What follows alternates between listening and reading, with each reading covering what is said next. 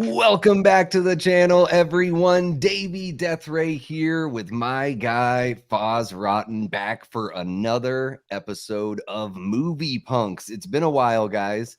Unfortunately, What's up, everybody? September. There it is. Unfortunately, September didn't work for us, but we're giving you a double dose this October. So buckle up, Buttercup. How you doing, Foz? I'm doing great, man. How are you doing, buddy?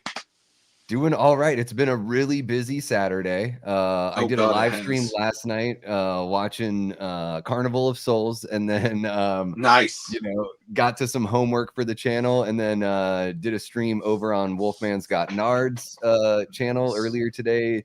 Did a members only stream, just hanging out with the members, and then here we are right now. So it feels like a full-time job on a Saturday, but what a great way to spend the weekend. You're tearing it up, Davey. I can't keep up with you. Literally, I have all my notifications set, and they'll just keep coming on. I'm like, I'm sorry, Davey. I'm busy. I can't. I can't watch you every single day, Davey. Yeah, it certainly is saturated for the spooky season month of October. We're going to get back to something a little more normal once November rolls around. But, this is the time of year where we just really have to soak it up, us channels that are a little more horror focused. So, yeah, I'm pumped to be back for another episode of Movie Punks. Just want to say what's up to everyone in the chat. And then, yeah, guys, we're going to be talking about 1987's The Lost Boys, which is, man, a classic vampire flick, classic 80s flick. We do have a poll going on there in the chat if you're hanging out. We got 22 votes so far. The question is, which is the best 80s vampire movie? I put Fright Night, The Lost Boys, Near Dark, and I threw Once Bitten in there because that's one that I loved renting as a kid. Before Jim Carrey broke, I was renting that movie, and it's a dead heat between Fright Night and The Lost Boys at 43%, with Near Dark at 13%, and no one likes Once Bitten. You're killing me with Once Bitten. I love that movie so fucking much. So but good. That's what Rad Pack did last year. They did the Fright Night versus Lost Boys, and nice. Yeah, if our memory serves, Lost Boys won, and because obviously it did, and obviously because it has the Corys in it. Yeah, and obviously it's going to win on here. I love Fright Night, but nothing beats Lost Boys. I love Near Dark. That's a totally different freaking movie. Nothing beats Lost Boys. I love Once Bitten, but nothing beats Lost Boys. Now, I have a theory about Once Bitten. I think it's the perfect USA up all night film. I watched it on there, but think about it. Like, it's a sex comedy, it's a vampire comedy, it's 80s sleaze, it's neon 80s. It's the perfect up all night. And I love it. I think of it every time I watch it. Yeah, it is very quintessential in that sense for sure. Yeah, absolutely. Yeah, guys, let's say what's up to everyone hanging out here, and then we'll start talking about The Lost Boys. Which I revisited, getting ready for this show. It had been a really long time since I'd seen this movie, so it was great to check it out. We've got Big Rod hanging out in the chat. It is and will forever be Lost Boys as the best 80s vampire movie. There it is. Thank you, Big Rod, one of our great channel members there. You can't argue with Big Rod. We got Paula Fitzhenry. How you doing, Paula? Another one of our channel members hanging out. We got Raymond Malaber kicking it in the chat here. Says, never grow old, never die. It's great to be a vampire. We got Antonis hanging out. What's happening, Antonis? Great to see you. What's up, buddy? With us here. We got Gory Tiger. How you doing, Gory? Always a pleasure having you hang out. Jean Whitcomb, and she says the only movie I've seen in the poll was Fright Night. So you've never seen The Lost Boys, Jean? All right. Well, I highly recommend it. I think, yeah, if you're a fan of 80s films and you like vampire movies, it's perfect. Yeah. Like, this is like up there in the 80s films, along with Breakfast Club or anything like that you want to consider an 80s film, and vampire films is at the top. So even at the top above From Dusk Till Dawn. Yeah. That's not Okay. even a Okay. question. All right. I That's love not, that movie so much. I love like that movie to me is just like it's funny, it's gory, it's got like, you I know. love From Dusk Till Dawn, but let's be honest, it's a better crime film than a vampire film. I'm just going to say it. I love that movie, and I love the gore and the vampire stuff. But if you just stay where you started, it's a great film. Oh, sure. Yeah, it is. It's like it's like the predecessor to Quentin and Rodriguez doing Grindhouse. Oh, yeah. It's like their, you know, first foray into kind of looking at that sort of thing for sure. We got Ashton Luck in the house. What's happening, Ashton? Great to see you kicking it with us here. Liana Bevy Rage says, once bitten on the poll, though. Well played. I think it's great. Like I have a lot of fun with that one. Can I add in a bonus to that? My best friend's a vampire. That's all I'm going to say. My best friend's a vampire. I think I saw that in the list. They only let you do 4 options in the poll. Yeah. So I knew I had to have Near Dark and Fright Night in there. And I saw Once Bitten and was like, well, I kind of, you know, I remember like the scene where I think they're playing The Future So Bright, I Gotta Wear Shades. Yeah, wear shades. Yep. Because he's putting on shades because it takes like 3 bites. I think they go with the old like Bram Stoker Dracula rules where you have to be like bitten a few times. Like it has to sort of take, you know, and we'll get to what the Lost Boys does because the Lost Boys does it in their own way. And I think that's the cool thing with vampires is you can sort of wrong, but you might be mixing it up, Davey. Future So Bright I Go Wear Shades is in My Best Friend's a Maybe Vampire. It is. It is because he's doing the black shades and he's going to school and getting his girl and everything, and he's learning how to drink the pig's blood with his mentor. But Once Bitten, you're right. He's slowly. There's almost the same movie. He's slowly becoming a vampire, going to high school with his buddies and a girl who likes him, instead of his one buddy and a girl who likes him. Gotcha. Okay. So I'm like, how could I confuse that? Because I don't think I've ever seen My Best Friend's a Vampire. I don't know. Maybe I saw it on TV and just totally forgot. Mandela effect. But in Once Bitten, that's when he drinks like the mom like drains the blood out of like the steak or something like that, and he accidentally drinks it instead of orange juice. My Best Friend's a Vampire. I don't know, man. I think I don't think I've ever seen that movie. Well, I don't know. Once Bitten is with Jim Carrey. Yep, that's the one. Yep. And My Best Friend's a Vampire is the dude from Deaf Poets Society. That looks like Jim Carrey. It kind of does. Yeah. Maybe I'm messing this all up, but I think so. Chat, will you save both of us right now?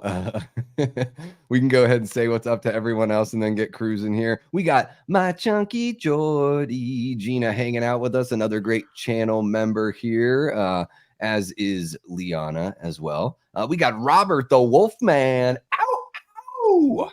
One of our Death Squad mods and a channel member as well. Great to see you, Robert. Hope your weekend's treating you well. What's happened, Adrian? Yeah, a couple times seeing you today already. Hope you're doing great. Paula, thank you so much for hanging out with us here. Once Bitten is a good movie, says Raymond, so you know it's true. There it is. Oh, yeah. You know, Gory, I had to rent it off YouTube. So on Movie Punks, we don't do like a watch party. I mean, maybe we could at some point. It would be fun to do a watch party. But we just have a discussion about the film. But yeah, I rented it on YouTube. I don't have a physical. What are we talking about? Lost Boys? Yeah. Yeah. I think it's on Max, maybe, but I just watched my Vudu. You know, I got all the physicals, but Vudu was just easiest. Yeah, there was no place to stream. Like I've got Max and it wasn't on there. So okay. Yeah. We got Cody Snyder hanging out with us. Another Death Squad mod says Near Dark, greater than Fright Night, greater than Lost Boys, greater than Once Bitten. It depends on how you want your horror movies. It depends on how you want your vampire movies. Near Dark is almost impossible to find anywhere. I still have my DVD from back in the day. So if you got your Blu-ray, hold on to that. If you got your DVD, hold on to that. Yeah. Yeah, and it is definitely like you know, to me, Fright Night reminds me so much of like Rear Window. It's a totally different kind of movie, even though it's 80s in its own way.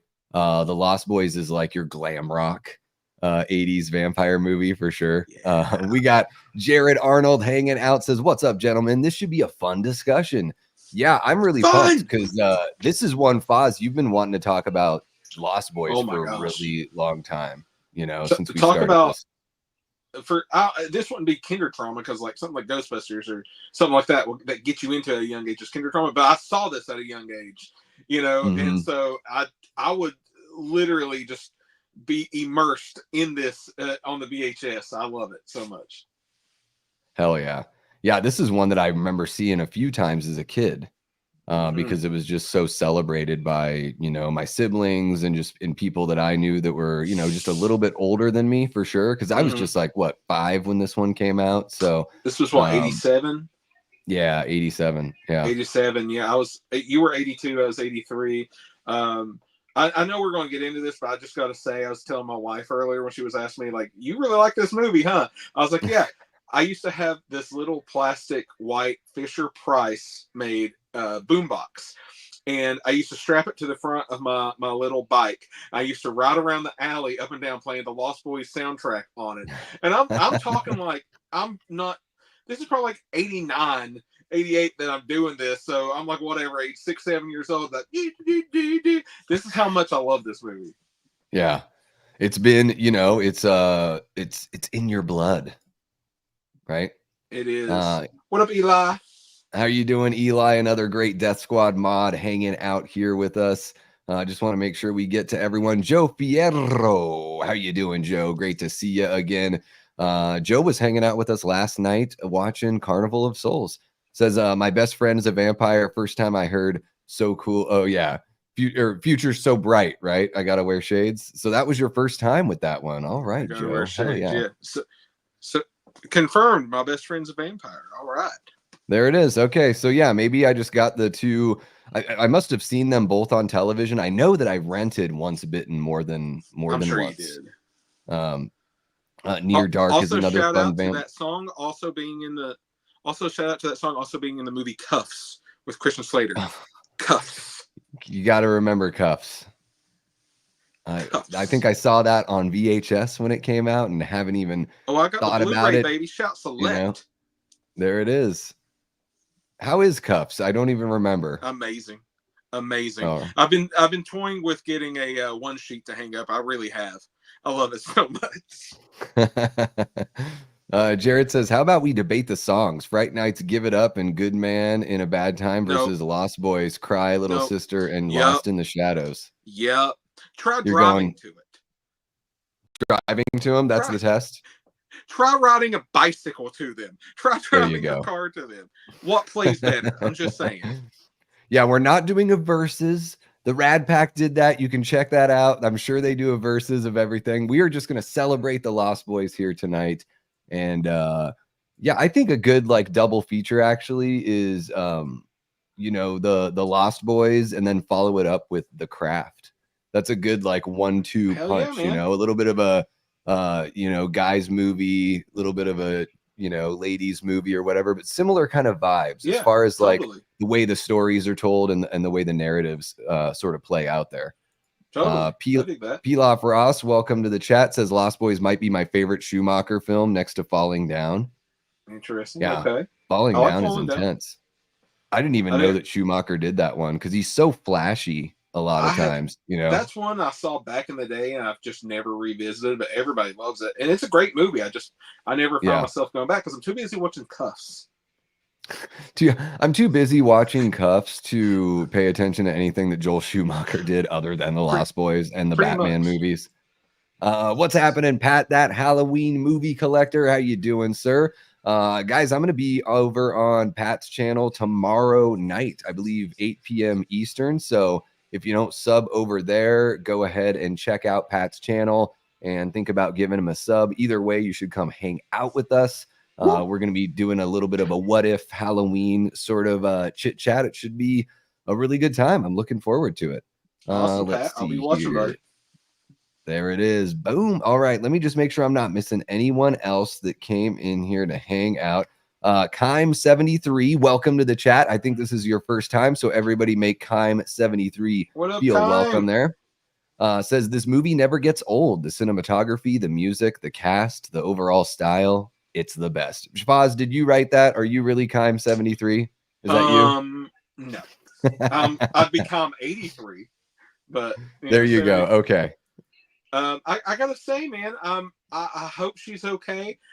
Just so used to her being in here, I kept waiting for Jamie to pop up and saying, "I saw this in theaters," and I'd be like, "I know you did, Jamie." Yeah, she must have. If it occurred between, I think, what are the years? Like, it's like 75 and 1999 or something If like it that. She saw it in existed, the she theater. saw it. Yeah, I just kept waiting. I'd be like, "Yeah," Yeah. and then I'd ask her about Cuffs. She saw Cuffs in theaters. Oh man, yeah, maybe. Cuffs isn't the one where it's no, I'm thinking, what's the movie with is it Michael J. Fox and James Woods where That's The one of Hard Way.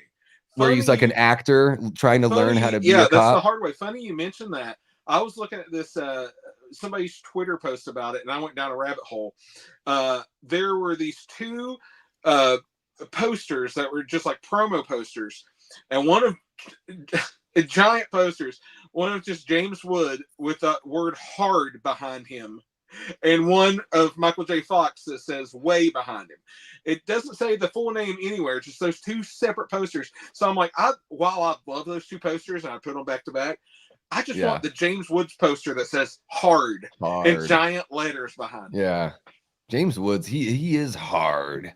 You know what movie I really want to check out that I haven't seen in a while? Speaking of James Woods and vampire movies, I do want. No, I want to check out that Vampires movie. Oh yeah, dude, Vampires rules. From John Carpenter. It just seems like I remember really loving the character that he played in that one. So he's a dirtbag just like him. There it is. Yeah, he's a different kind of guy. Let's see here. I love it. I love him. Well, I love the characters he plays. There she is. She's all right. She's all right. She's here with us. Jamie, did you see the Lost Boys in the theater? Foz has got to know. We need your first reactions years later. Kime says, I saw this 6 times in the theater and met Jamie Gertz, who was super nice. And then like Jamie says Jamie spells her name the right way. There we go. Now, Jamie Gertz is, all about her being like the richest actor around now, right? The richest actor around? Really? Oh, you don't know this? There's been articles and stuff lately. So she married somebody who owns a football team as a multi-billionaire, whatever, however much money. And so there's all these articles now about the wealthiest actor, you don't know who it is. And it's Jamie Gertz. That's why you don't really see her doing anything, and she never does conventions. Garrett's always talking about he has every single Lost Boy cast member signed on a poster, even the ones that are passed away, except for Jamie Gertz, and he'll never get her because she doesn't do cons. Man, I guess you just got to reach out and hope to meet him, or maybe find out what football team that is and get a very expensive ticket. Maybe you can rub shoulders with the ownership. Yeah, because when I saw her, I'm like, I recognize her. And I must have recognized her from, I think she's in a couple episodes of ER or something that I don't know if I recognized her from those, but she was in a few things I remember seeing. In classic movie punks tradition, I always mention Entourage, and she had a recurring role on Entourage in the later seasons. All right. Well, there it is. And another one, the woman that plays the mom here. I recognize her from like a handful of things as a kid too, where I'm just like, oh, I totally she's probably at her cutest in this one, but we can talk about that a little bit late. Jamie says, sorry I'm late, I was outside looking for the comet. Which one? What comet? What happened? Was it the not of the comet because I'm scared? Is it Haley's comet and I missed it once every 76 years, and here I am talking about the Lost Boys? Davy's like, here's your Kool-Aid, Foz, you're just in time. Yep. There you go, Pilaf. She was Melissa in the film Twister. Yep, I remember that. She was in an episode of Seinfeld. I think I saw that, and I definitely I watch Seinfeld all the time. Kind of always in rotation. I don't know if we were going to talk about it, but let's go ahead and mention Solar Babies with her and Michael Patrick, made right before this movie. Oh shit! I had no idea. Solar Babies? Yeah, you've never seen Solar Babies? Holy shit, dude! Never even heard of it. It's Lucas Haas when he was a little kid. It's Michael and Star right before they did Lost Boys together. It's what's his name from Revenge of the Nerds? I'm pretty sure is in it. Lamar, and my dude from 21 Jump Street, the bigger dude that was always teamed up with Johnny Depp. He's in it, and what it is a post-apocalyptic future, and they're in like this teenage work camp sort of thing in like the desert, and they get this orb, this glowing orb, and Lucas Haas takes off with it, and so they go after Lucas Haas to protect him from all the evil people trying to get this orb. It's crazy, dude. It's awesome. Solar Babies, folks. Check it out if you haven't already. Jamie, did you see it in the theater? I'm curious to know. I hope so. Jared says Max was in Richie Rich. Yeah, he's in Overboard. He's hilarious in Overboard. That movie is really damn funny. He gets brutally killed in the show Oz. There you go. Hey, who doesn't get brutally killed in Oz? Raymond says, you know, if you look Gilmore Girls. Gilmore Girls. Oh, yeah. Never watched that one. He's the dad. Oh, shit. Huge role, like, throughout the whole series. Oh, wow. Interesting. I had no idea. My wife Raymond says, if you look in the background of Lethal Weapon when they're walking down the street, they pass a movie theater and Lost Boys was on the marquee. Little note about that. Lost Boys wasn't released yet whenever they filmed that. They just threw it up there because they knew it was coming. Well, I think it's because Richard Donner directed Lethal Weapon and he executive produced The Lost Boys. So that's probably why. Yeah. I was always just looking for one of those families that would offer $50,000 for me to stop seeing their son. Solar Babies is a classic roller skating movie. Holy cow. Solar Babies rules. So I've never even heard of this thing. I had no idea. It's post-apocalyptic, rollerblade, roller skate, whatever, in a desert. Interesting. It's crazy. Glowing orb sci-fi. Weird. All right. Visible Comet for the next 2 weeks. Man, I'm gonna try to have to check that out. It's still light where we're at, Jamie. So I'll have to take a look tonight here. Let's see here. Jason Patrick was great in Rush with Jennifer Jason Leigh, Sam Elliott, and Greg Allman. All right. Yep. Rush was great. Sabrina D. I'd imagine that's Sabrina Duncan from over in Juneau, Alaska, my hometown. She says the soundtrack to Lost Boys is a banger. It sure is. We can talk about this one later. Fight the Good Fight. I'm going to save that for later. How about it? Overboard is hilarious. Now we're talking about sleepers. Holy cow. Yeah. And yes, Jamie saw the Lost Boys. There we go, in Jamie. The theater. There we go. So let's just go ahead and get to it because we've been chatting for about 23 minutes and we're just talking about everything else. Well, I'm talking a little bit Lost Boys adjacent. I've been throwing some shit in there. You know. But yeah, let's go ahead. And do you want to get going just with some overall thoughts on the film before we dive into every little thing? I'll be on a Kevin Smith rant forever. You go right ahead, David. Yeah, so this one, it was fun to revisit it, especially to revisit an older Joel Schumacher movie.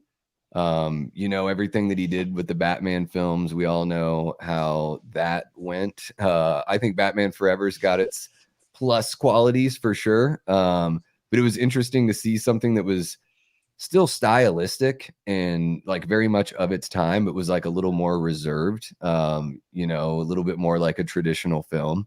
And yeah, I mean, I think overall thoughts, I love how quickly the movie moves. It's like an hour 45 and it never feels like it's slow. They jump right into it. And I like that they aren't explicit about explaining every little thing with Michael's transformation and all that. And that you sort of find out the lore as, is it Sam? Is that Corey Haim's character's name? Sam, I think. So you sort of find everything out like through him. And yeah, I felt like, you know, going back to it, it didn't feel like a movie that's coming up on 40 years. It felt very like pretty slick, pretty fun. You know, I enjoy the makeup. I think the only thing that I was left wanting a little bit more of is I was like, it would be cool to see them fly a little bit, but they do make good use of like the first person camera. Like it's all about the illusion. So yeah, I mean, I thought that this one, I'm happy we're covering it because it certainly is punk rock in nature. And not just in nature. Did you see those mohawks and everything? Oh yeah. Oh my God. The crazy like asymmetrical buzz cuts and everything. Yeah. And dude. It's a movie that's celebrated so much within the horror community and like the nostalgia community, and one that I just haven't seen enough clearly. So yeah, I'm pumped to go back, to have gone back and to be chatting about it right now. Okay. Well, if I'm up on deck, yeah, you're in the batter's box, bro. It's your time. This is a major film in the Foz community. I'm just saying. Whenever I do my all-time top 5, this is in the top 5 every time. It's all 5 of the top 5. It could be on any given Sunday. I'm just telling you. So as I already stated, whenever I was a kid, I saw this really early. I had the VHS. No, first I had a taped off TV copy that I just ran into the ground until Mom finally bought me a real copy from her local video store. Because probably she didn't want to rent it every weekend. She was just like, fine, just here's the whatever, just take it. And I had the cassette tape from the same place, because they would sell like cassette tapes and stuff in the back. And so Stereo Video supplied me with my VHS and my cassette tape. And the sexy sax guy. Oh yeah, that was Tina Turner's sax player, and that was like his solo stuff. Nice, right there for you. Little tidbits I just remember over time.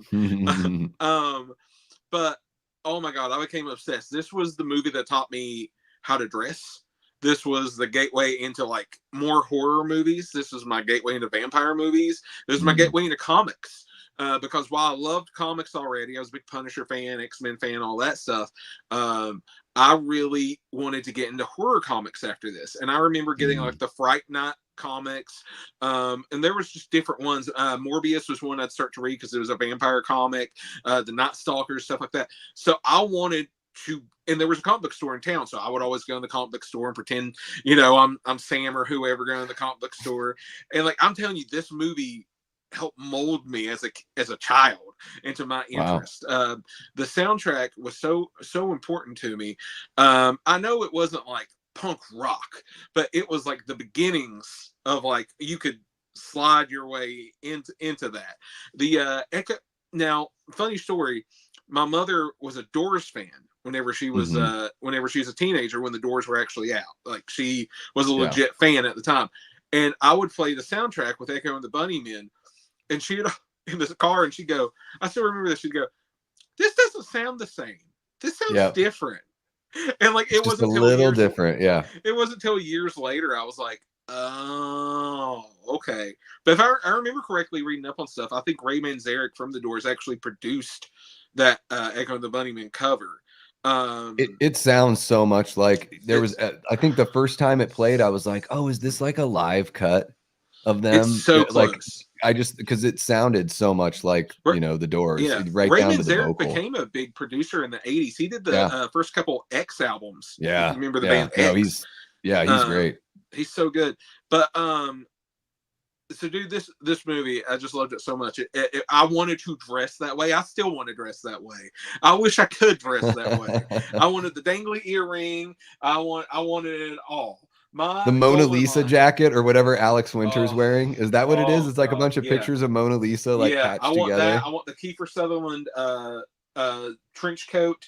I always wanted trench coats, and whenever I was in high school, a little thing happened in Columbine, and I couldn't wear trench coats anymore. Sure. But I always wanted trench coats with patches and everything on them. But the leather jacket worked out fine. It worked out fine. Yeah. But I still like that cool trench coat. I just adore this movie so much, and I'm sure since episode 1, me being like, "Lost Boys, we have to do it." Yeah. But strangely enough, this was your pick. You said because we're kind of going alternate months, and last time we did this was in August, Airheads, and that was my birthday movie. And so I was like, "It's up to you, Davey. Whatever you want to do." And you're like, "Lost Boys." I was like, "I think I can do Lost Boys, Davey." But overall thoughts, I love it. There it is. It's maybe Foz's favorite vampire film of all time. It is. All right. Is. There it is. Foz's favorite vampire film of all time, The Lost Boys. I like to get a bottle that's bejeweled and fill it full of cherry Pepsi, and just drink it and go, "Oh yeah." Speaking of bejeweled, really quick, when is the vampire blood like glitter? Is that what the vampire blood is in this movie? Because when they come out of the cave, Corey Feldman and the other kid, they've got glittery. All this glitter all over them. Is that where the sparkly vampires from Twilight came from? Glam rock that Alex Winter was. That's just how glam rock he was. Okay. I thought it was, you know, in the 80s, they had those little tubes, like you could have a little keychain tube and it had like little stars and glitter in it and like thick lit. Like, I'm like, is that what that's exactly what it looked like to me. Because when Alex Winter glitter just like jizz or something exploded, his jacket with all the stuff on there just went everywhere. Because in the house later, you know, like you didn't see all the as much glitter. So Alex Winter special. Yeah, he is the Alex Winter special. Glittery glittery blood. Yeah, so let's see here. I think I saw Necro Mechanimals in the chat hanging out with us. How you doing, Necro? Great to see you. Great use of emojis to, you know, sum up the film here. That's pretty apropos. Good stuff. Liana prefers San Dimas to San Carla. Great reference. I love it. San Dimas has for football rules. Oh my god, and it's funny. Alex Winter, him and the other vampires, they hardly say anything. I think the one guy gets a couple lines at the end, and maybe Alex Winter has like a line or two. But there must have been a little bit of a pay cut there for the actors that didn't have to talk very much. My favorite was always, I'll go ahead and say this, my favorite line was always "Death by Stereo" from Corey Haim whenever he shoots the dark-haired vampire. When he's like, "You miss sucker," and then Corey Haim hits him and says, "Maybe once, pal," and then it plays and everything. Growing up, I had one goal in life. It was to have a band called Death by Stereo. And then in high school, a band came out that's still going today called Death by Stereo. And I was so mad. I was like 16 and I'm like, damn it, I was right there. How many, you know, great bands come out that use their band name as like a quote from a movie? Like you see it all the time, you know. Fight for the Good Fight says, I love the grandpa playing dead and using Windex as cologne.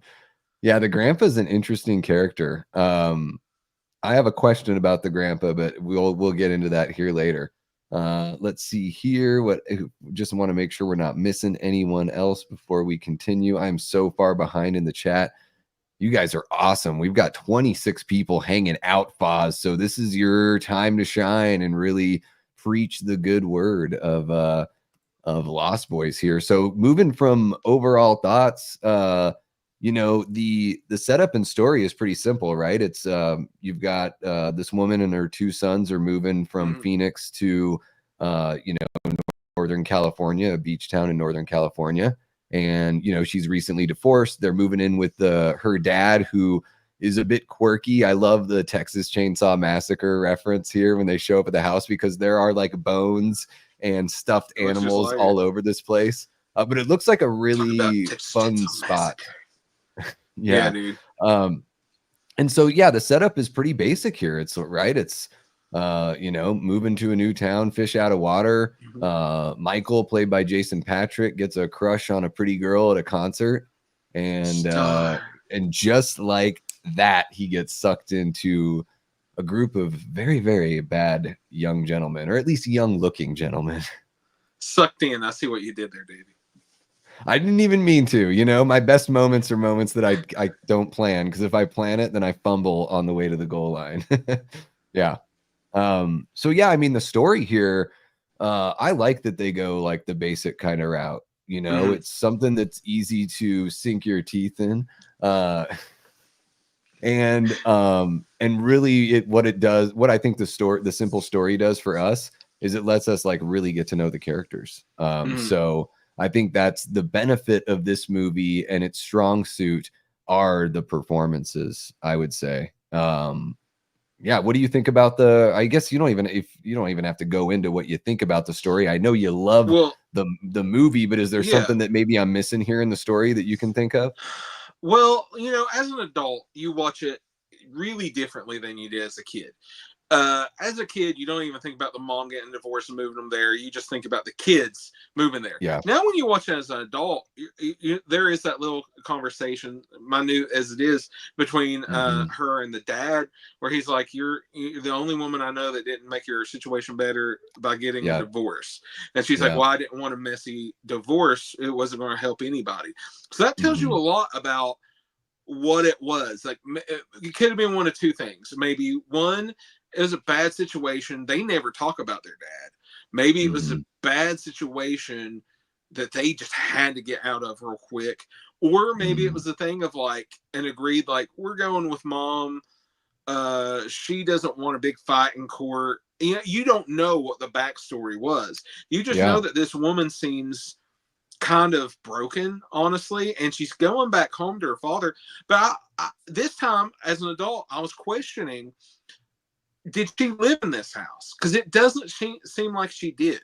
Where was the mother of the situation? Apparently, he was widowed. Like, we figured that out, or just guessed that. Really, this doesn't seem to be the house she grew up in. Also, what does he do for a living besides taxidermy that gives him this great, huge, amazing house overlooking an ocean and overlooking a town on this huge hill?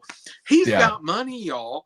Michael doesn't have to be out scavenging for work. She doesn't have to be out scavenging for work, but I guess they got a good work ethic from the old fart with keeping his yoo-hoos and stuff in the second drawer in there. He's like, I ain't the double stuffed Oreos and all that. Yeah, you know, maybe there was an insurance settlement when his wife passed away. Who knows?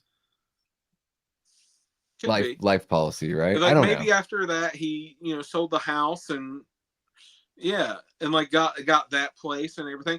It has to be enough for 4 bedrooms. I'll tell you that right now.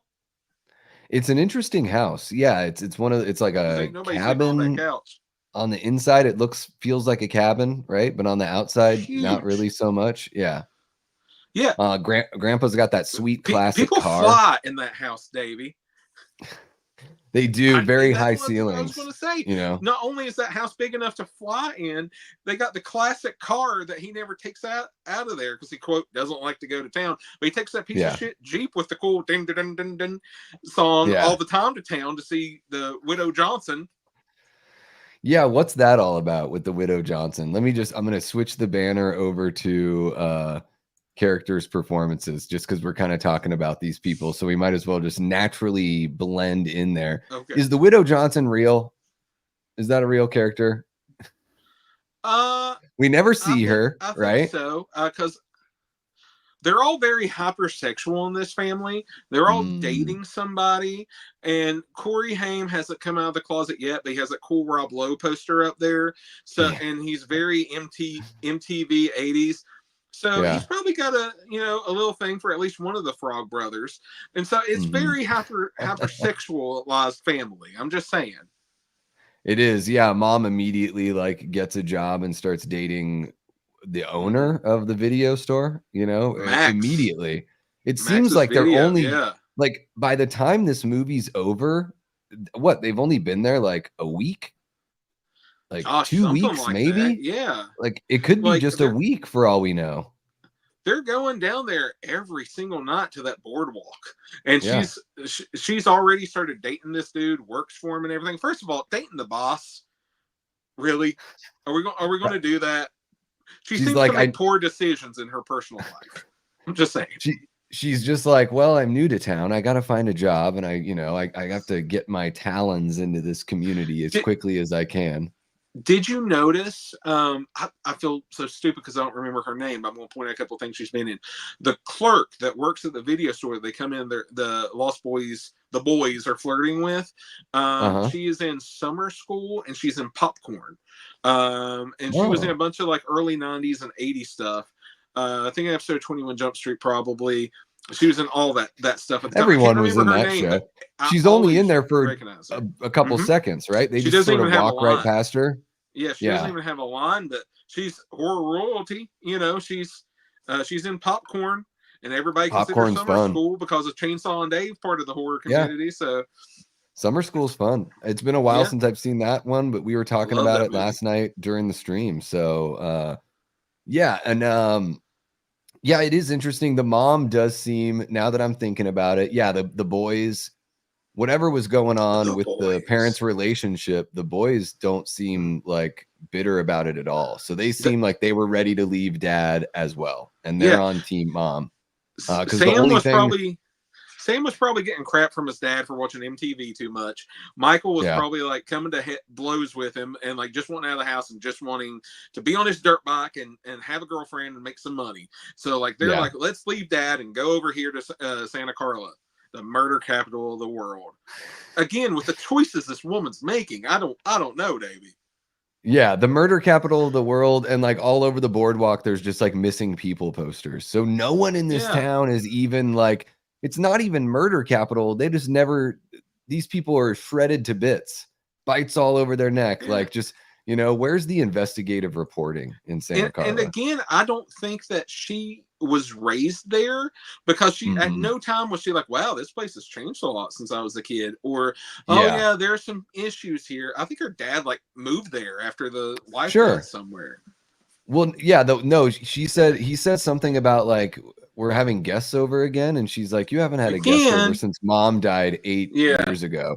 So it seems like that was their retirement home or whatever. But yeah, you get the idea that, like you said, this is not where the boy's mom grew up or anything. Yeah, because she doesn't seem really familiar with this town. So let's just make it up in our own headcanon. Maybe they had a farm that was like in the more interior part of California, and mom and dad moved out to the coast once they retired. You know, Davey, as many times I've talked about Lost Boys in my life, and as many live streams and videos talking about Lost Boys that there has been in the history of ever, I think we're probably the only ones to tackle what the parents and grandparents situation was.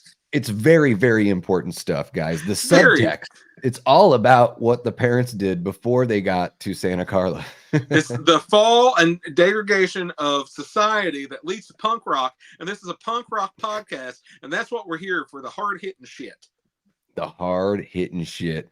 And, you know, to move the character conversation over to the vampires, I love that our introduction to the vampires is just them like walking along the merry-go-round. Like they're just there and just start touching people, you know, they just start. This was the thing. And, you know, our society has changed quite a bit, because you don't just walk up to somebody and start touching their face. If you do, it's basically like you're asking for trouble. And that's, you know, punk rock guy does. And he says, I may have like sneezed when I had the buzzer up to my head, but I'm aware here, and I don't like you touching my lady. And you know, the vampires here is fun loving the right word? I guess that's sort of Alex Winter's constantly smiling and laughing. Like whenever Michael tries to fight David later on the bluff, he's just like behind him. And I'm like, that's why his blood is glitter. He's always just having fun. Exactly. Yeah. And they've got this dynamic. It's like, it's almost like a band. They look like a band, you know, like they do. The way the Sex Pistols were put together, you know, it looks like some marketing firm came together and was like, we're going to have you 4 guys in a band together. And then you've got your groupie girl. And Michael McLaren's the Max character, I guess.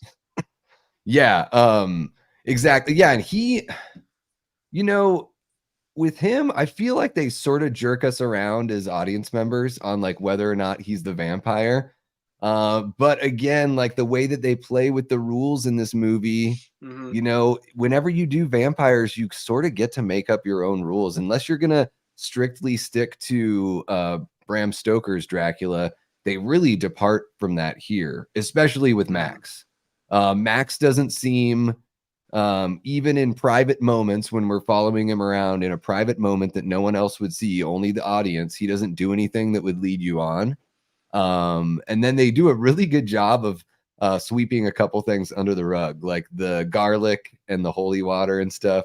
By like, once you invite the vampire into your house, like that nothing has an effect. Whereas I think the traditional vampire thing is they can't come into your house unless you invite permission, them. But it's still the same things will affect them. Yeah, that was just a Lost Boys thing, I think. But for overall, they kept to the basic. Now, in some stuff you can't fly, though they kept the flying. They never said that if they flew in their regular form or turned into bats. But from watching the movie, it seems regular form, just vamped out flying or whatever. Because whenever that security guard from the beginning of the movie that breaks up them and the punk gang fighting, when they come for him and he rips the door off the car trying to hold on, he's definitely not looking at a bunch of bats coming at him. He's definitely looking at a bunch of hair Yeah. metal dudes coming down, like, oh God, Motley Crue's going to kill me. That's Yeah. what he's seeing. He's like, is that Donald Sutherland's kid? Ah! Yeah. Oh, Donald Sutherland, eh? Brand new Buffy There you shirt. go. Brand new Buffy shirt. Look at that. New Buffy shirt. I opened up the package and put it on, and it still smells like cavity colors. I'm just saying. Gorgeous. Good old Cavity Christy color Swanson. Luke Perry, Christy Swanson. Look at how cute she is right there, man. Now, if you did a 90s vampire poll, this would be the top. Over Interview with the Vampire. Over From Dusk Till Dawn. Dude, you don't like From Dusk Till Dawn. That's what I'm learning here. From Dusk Till Dawn. It's great. Everyone in the chat, am I crazy? I think From Dusk Till Dawn's great. I think of it, I put it right up there with, like, to me, it's similar to like Dead Alive or Evil Dead 2. You know, it's got that great sort of feel. I met Tom Savini and got the Sex Machine 8x10 sign. Okay. Nice. I love From Dusk Till Dawn, but nothing beats Buffy in the early 90s, man. Come on, Paul. The Paul Rubens part, man. I mean, I think it's really good. I guess I'd have to watch them back to back to really know. Well, I think we have some homework coming up, Davey. Maybe. Antonis drops a $1.99 super chat. Thank you so much. Antonis says, does the Lost Boys have a making of documentary? Yeah, the special features on the special edition DVD that came out years ago are really good. And every time it's been upgraded, it's on 4K now.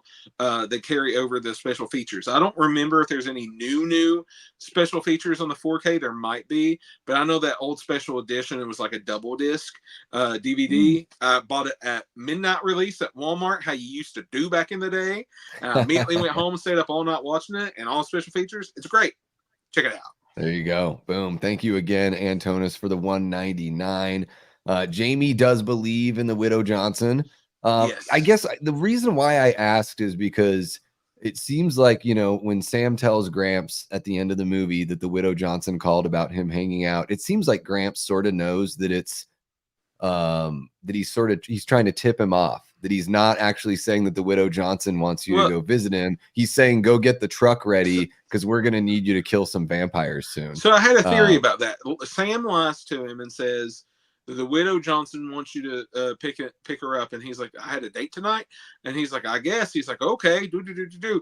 And he goes off and he probably gets there and figures out, hey, wait, she wasn't expecting me. She tells him we don't have a date tonight. He goes, there's some fuckery going on at my house. And he gets there and sees a bunch of fucking hair metal vampires and goes, oh, fuck, I got to crash my Jeep into my own house. And, you know, there you go. I think that's how that played out. Okay. All right. That makes sense. Okay. I'm willing to buy that for sure. Peel Off Ross says the Pontiac wagon was the classic car for families in film during the 80s. I was trying to look. He had a bobblehead on it. Was that an LA Dodgers bobblehead right there? Oh, I didn't even notice. Yeah, you could only see the back, but it looked like a Dodgers outfit. And as someone who's recently gotten into the Dodgers this couple past years, I was like, oh, cool. Maybe it is. Yeah, maybe he's an old. I didn't even know they had bobbleheads then. I'm trying to think of who it would have been in '87. You're either a fan of the new school and you've got like Hershiser or somebody, or you've got like Koufax or something like that, you know, and because Gramps is old school, you know. And like we said, we don't think she grew up in what would be properly Santa Cruz. So maybe they're from more LA area and he moved out there just to get away from LA's rise up. And he's like, I'll find this nice place called Santa Carla. There it is. Yeah. And you know, Santa Cruz, have you been there? Have you been out to the boardwalk there? I've been out there. It's Santa Cruz is a really cute little town. Like what's great about Santa Cruz is you can go to the beach, you know, there's hotels, it's like kind of bustling around the beach. You know, all that kind of good stuff. But like in the little neighborhoods, it's just so much more like you could be anywhere in America. Right. It's really nice. Like it's not too big of a town, you know. I've been to LA, Orange County. I've been to a lot of places out in California when I was younger. I've been I wouldn't say I spent significant time in San Francisco, but I've been to San Francisco. But I would love to go out and do the smaller places, especially Santa Cruz. Also home to another movie we'll be doing in the future called Glory Days. Ben Affleck's first starring role with man. It's been a while since I've seen Glory Days. Yeah. So every time Good I old think of French Santa Cruz, Stewart. I think of that. Yeah, little French Stewart. Yeah. Raymond says he thinks the Widow Johnson was fake. Grandpa was a vampire hunter, and when he goes out, he's really hunting. That's what I was sort of trying to figure out. I was like, Grandpa clearly is supposed to be like a Van Helsing type. Maybe there's a scene or a couple scenes that we don't get of him, but I do Could think be. there is something about the taxidermy and all that, and the fact that he's, he gives Max that like suspicious look when Michael lets him into the house. And I'm sort of, I'm like, not only that, but when he's putting together the fence, the posts of the fences are all spiked. I'm like, why would you do that? Right? Like, here's the theory. I do think that she was real because we just had that conversation. But say he was like the supernatural TV show style monster hunter, where like the werewolves are in the government and everything, and he's trying to figure this out. I could see that him being within that realm. But here's a question: did you ever read any of the Lost Boys official comics? No. I was going to bring these up later, but we're on characters and stuff right now, so I figured I'd bring this up. There was a couple of different series, and if I'm remembering right, this is from a series a few years back called Reign of Frogs or whatever, and it takes place like right after the first Lost Boys. So it's like ignoring later on Lost Boys sequels, which we'll get to later. Yeah. Are those even official? I've never seen any Lost Boys sequel. The two sequels we'll get to those later. I want to stay on track because I'll get way off track. So we've been doing a really good job about staying on track so far, Foss. As far as I can tell, those are official sequels, unfortunately, but we'll get to those. Yes. The comics, if you choose to believe that the comics are canon, which as a Star Trek fan, believe nothing from comics and books because they'll change it in a heartbeat once they start a new series. Yeah. Do you know who is a badass vampire hunter in the comic series? One of the characters we've take a wild guess. We've talked about them. But it's not in the movie that they're a badass vampire hunter. I'm trying to even think. Is it the girl from summer school that worked at the video store? Oh, that would be awesome. That would be awesome if she did. Is it the mom? Trying to get close. No, Sexy Sax Man. You've got to be kidding me. Now, see, in my mind, my God, you guys in the chat, and if you're watching after the fact, did you know this about the Sexy Sax Man? Sexy Sax Man. That he is low key a vampire hunter, a fearless vampire bodybuilding hunter. He's just like ripped. Please tell me he wears a shirt when he hunts vampires. It would just be negligent. It would be negligent to not cover your body. So here's my is he all greased up? It looks they just like put baby the shine in the comics. Yeah, Diddy brand baby oil on there. So here's my thing. In my mind, knowing that in real life he was a real musician, traveling musician. He was in Tina Turner's backup band. To me, this is just a date a band was playing, or maybe even he got like a few days on the boardwalk or whatever to play, because you only see them that one night. So to me, you've been in bands, I've been in bands. You get a cool gig, you go there, you play the cool gig, you're off to the next one. You're like, man, that was a weird town, but it seemed like it was an all right crowd and everything, so you can't complain that much. But in the world that they try to build in this comic, they try to say that he's a local and that he is the biggest, baddest, most awesome vampire killer, and he's like just kicking ass, taking names. He's certainly built for it. I mean, the guy really, it looks like all he does other than play saxophone is work out, because he's massive. Like he's like Ben Affleck in Batman v Superman massive, barrel chested and buff, and he's a badass sax player. I'm just saying, listen to that song. It's a good ass song. Yeah, not bad. It's funny because it seems like Sexy Sax Guy is so synonymous with Lost Boys. He's really only in there for one scene. that one little scene, maybe 15-20 seconds of actual screen time, if that. But man, everyone is just, they think of Sexy. Yeah. There's something, and maybe that's not the most punk rock thing, but it is certainly one of the most 80s things about that movie is Dude, Sexy Sax his Guy. metal chains that he's wearing all around him, he could be Yeah. in like Now the Demons or something, hanging out with those punks in there. Like I'm just saying, like he's very 80s. He's got like a wrestler look, like a WWF of Oh, that for era sure, look. for You know what I mean? sure. Like for some reason you're not wearing a shirt, but you have other things you're wearing on the upper part of your body. He'd You know, hit it's just people with like a saxophone and everything. That'd be great. that would be super killer. Yeah. Yeah. Him and Junkyard Dog going at it. I was thinking the same thing. Cody Snyder drops $5 super chat. Thank you so much, Cody. Says, I have my own backstory that Grandpa hunts vampires by night, specifically Jesse Hooker, Lance Henriksen's character and gang from Near Dark. They're arch See, nemesis. Yeah, it's coming out. So in the comics, Foz, real quick, is there anything about Gramps being a vampire hunter at all? Did they ever touch on that? Not that I remember. Mostly the story was about the Frog Brothers. Okay. And things going on, and they run into him. And I do remember that they bring back David, and like David supposedly wasn't dead all the way at the end of Lost Boys. And I was like, that's a far stretch, but I guess we're gonna do a Lost Boys book. Yeah, there you go. Yeah, but I guess so. Another thing, just to round out everything on the grandpa, the last line of the movie where he tips off that he's known about this the whole entire time. Yep. And it's just like, why wouldn't you say anything? And why didn't you get involved sooner? So I think that for me was like, he must have some skin in the game in some regard, because you wouldn't just be, there's no way a human could be a good character and know about this stuff and not want to do something about it. So, check this out, David. Check this out. One thing about Santa Carla, I never could stomach all the damn vampires. Credits. Yeah. But Gramps, you could have told us that when we showed up. Like, hey guys, just so you know, if one of you starts acting weird, it might be because you're hanging out with vampires. Like I'm just gonna get that out of the way.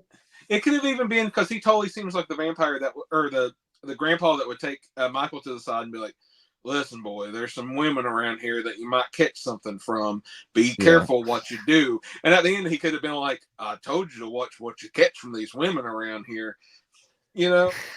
Yeah. Some sort of, it seems like Star is sort of like, she's like the old Greek, like sirens, right? She's just, you see this beautiful woman and then it just sucks you into this terrible fate, right? It's definitely like a trope in literature and storytelling.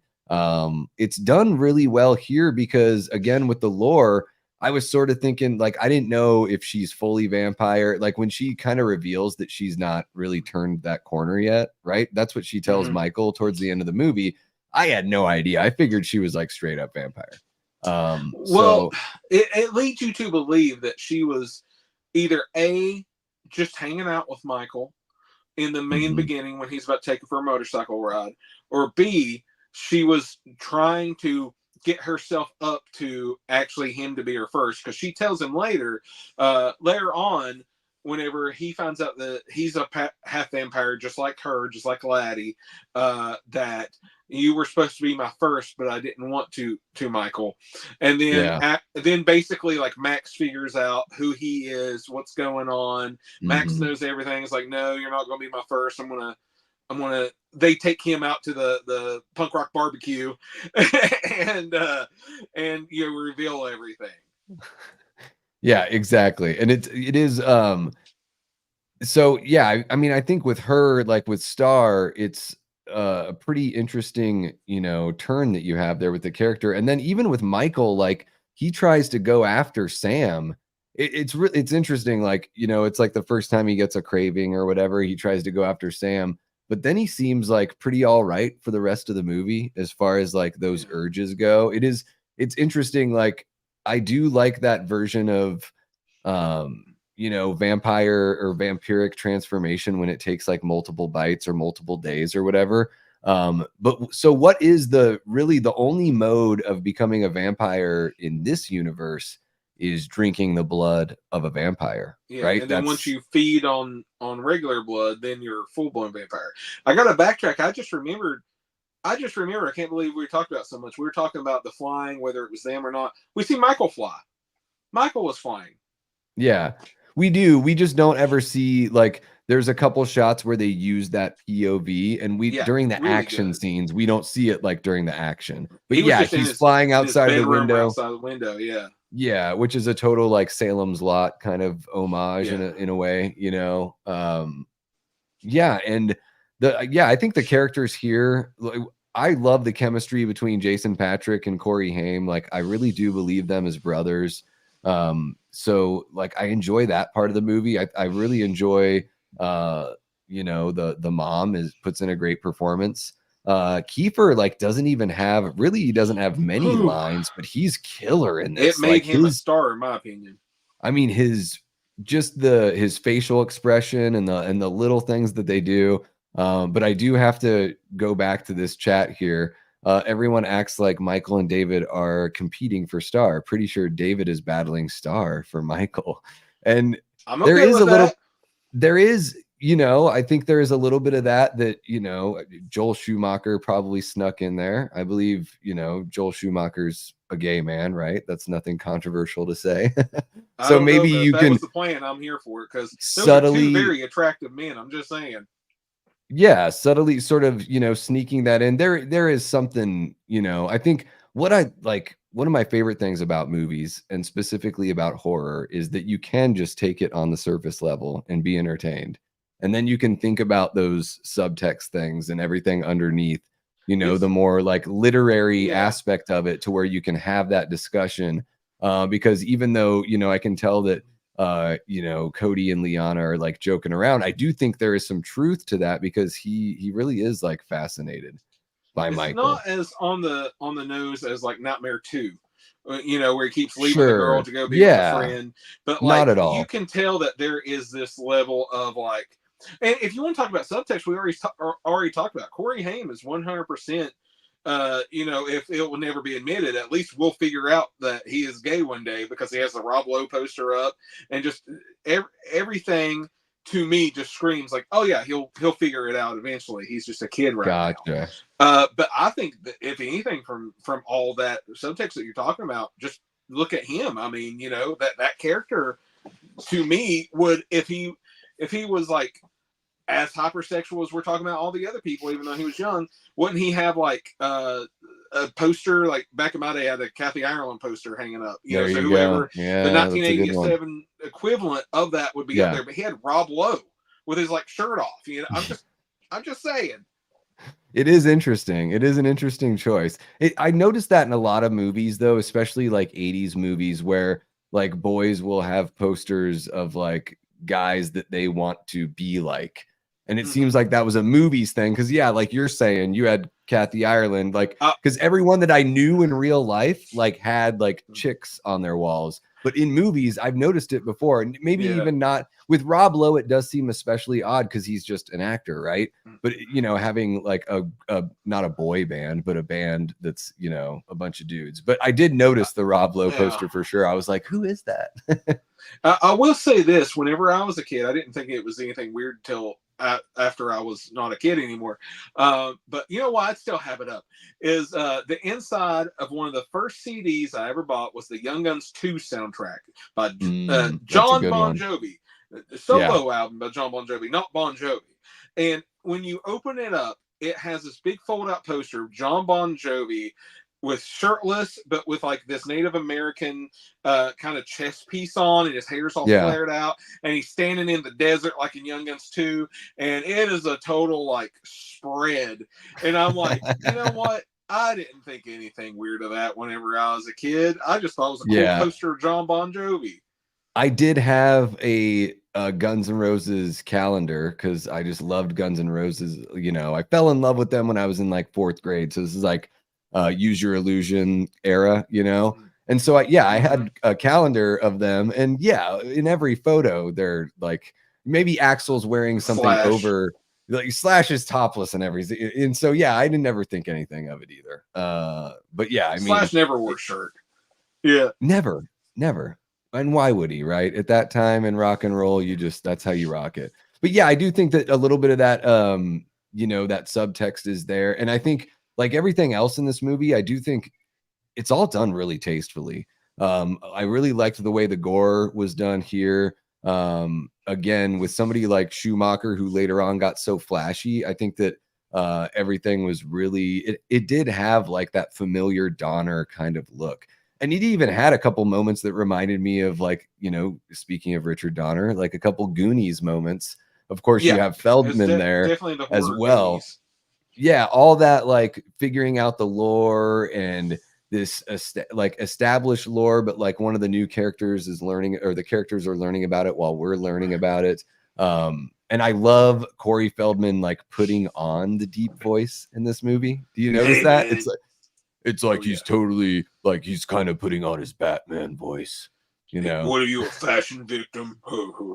Yeah, exactly. I wonder if it's because he was at that time in his life where like his voice actually was changing. So they're like, Corey, just do like a tough guy thing. Like, you're a tough guy. It's bandana. I thought about trying to find a bandana to wear tonight, but I was like, yeah, I've been rolling with the hats lately, mostly just to show off you know, my hats, because I don't wear many hats. Thank you, Eli. Yeah. Eli's Appreciate it, Eli. Love. Well, yeah, and you guys in the description below, yeah, you guys can go ahead and follow Foz on his socials over there, and yeah, of course, his YouTube as well. Let's see here. What else? Thank you very much. Anybody who doesn't follow me, please do. At Foz Rotten across the world. Boom, there it is. Liana says subscribed. He won me over. There it is. Jared says, boy, those sequels suck. Do you want to have that's one word for it? Yeah. Do you want to talk a little bit about the sequels before we move on to anything else here? Let's finish talking about the movie so that we can then move on to what happens after the movie, or what we think of what will happen after the movie.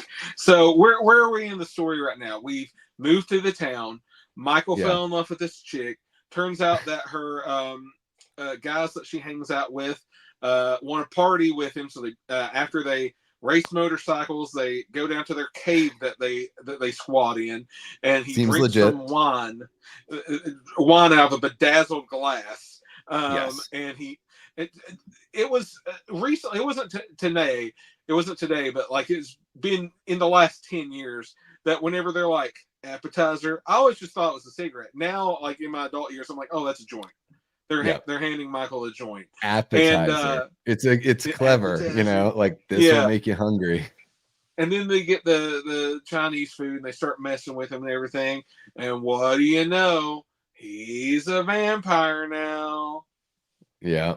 Yeah. It is kind of like, if you think about it, subtext, it is kind of like they drugged him because he didn't know what he was drinking. And he went like, basically, he's like, what'd you put in my drink? Yeah, that's what I was thinking too. Another subtext thing that came out to me when I was watching it was like, is this an allegory for drug addiction, like heroin addiction? Yeah. Because they're like so sleepy and have no energy during the day. Like, you know, when he's trying to, when he saves is the joint. Yeah. Well, I don't know about that. No. I disagree with that. As somebody that's an everyday cannabis user, I disagree. But I'm just saying they offer him an appetizer to the gateway. I thought the gateway was the girl. I thought that's what it was. And then like come and hang out hang out in our cave on the beach and shoot up with us. Doesn't that seem much more realistic? Like that's what's actually going on. Realistic. This is it's all 1987 Santa Cruz. That's probably what's happening. Yeah. This movie is just Michael's very first heroin fever dream. It's all in his head, right? It could be, very well could be. Somebody could have been slipping him a little something besides the blood. But it definitely seems to have that sort of like, I did appreciate that as well about it. It made me think like, oh, this is kind of like a hard drug addiction or something, you know? And I saw that, Jamie, but it wasn't like we're talking about, you have Bender from Breakfast Club on there going, yeah. It was Rob Lowe with like the shirt hanging off and like, I love it. I'd hang it up right now, but I'm just saying. Yeah. You would probably have like Rob Lowe from Parks and Rec or something like you know. No, I'd have Rob Lowe Tommy Boy. Tommy Boy. That's exactly what I was going to say with the stubble and everything. Good. I love when he's not good. Yeah, so and then yeah, rounding out the story, I mean, it ends up being that even though we thought that Max was free and clear, you know, he is the lead vampire. Because you think it's David at first, but it's not Yeah. David. Nope, not David. And there is a little interaction there with Max and the crew, like at the video store early on in the movie, which is a really nice little kind of telling thing. I think that's it's you know, very much clever. like the daddy being like, I said, don't come in here. And they're like, okay, blah, blah. Let me ask you, Davey, what do you think was the scariest moment? Because I got an interesting choice for the scariest moment that as a kid, it terrified me. And even now as an adult, I'm like, yeah, that's still the scariest moment. Like a legit, like, oh my God.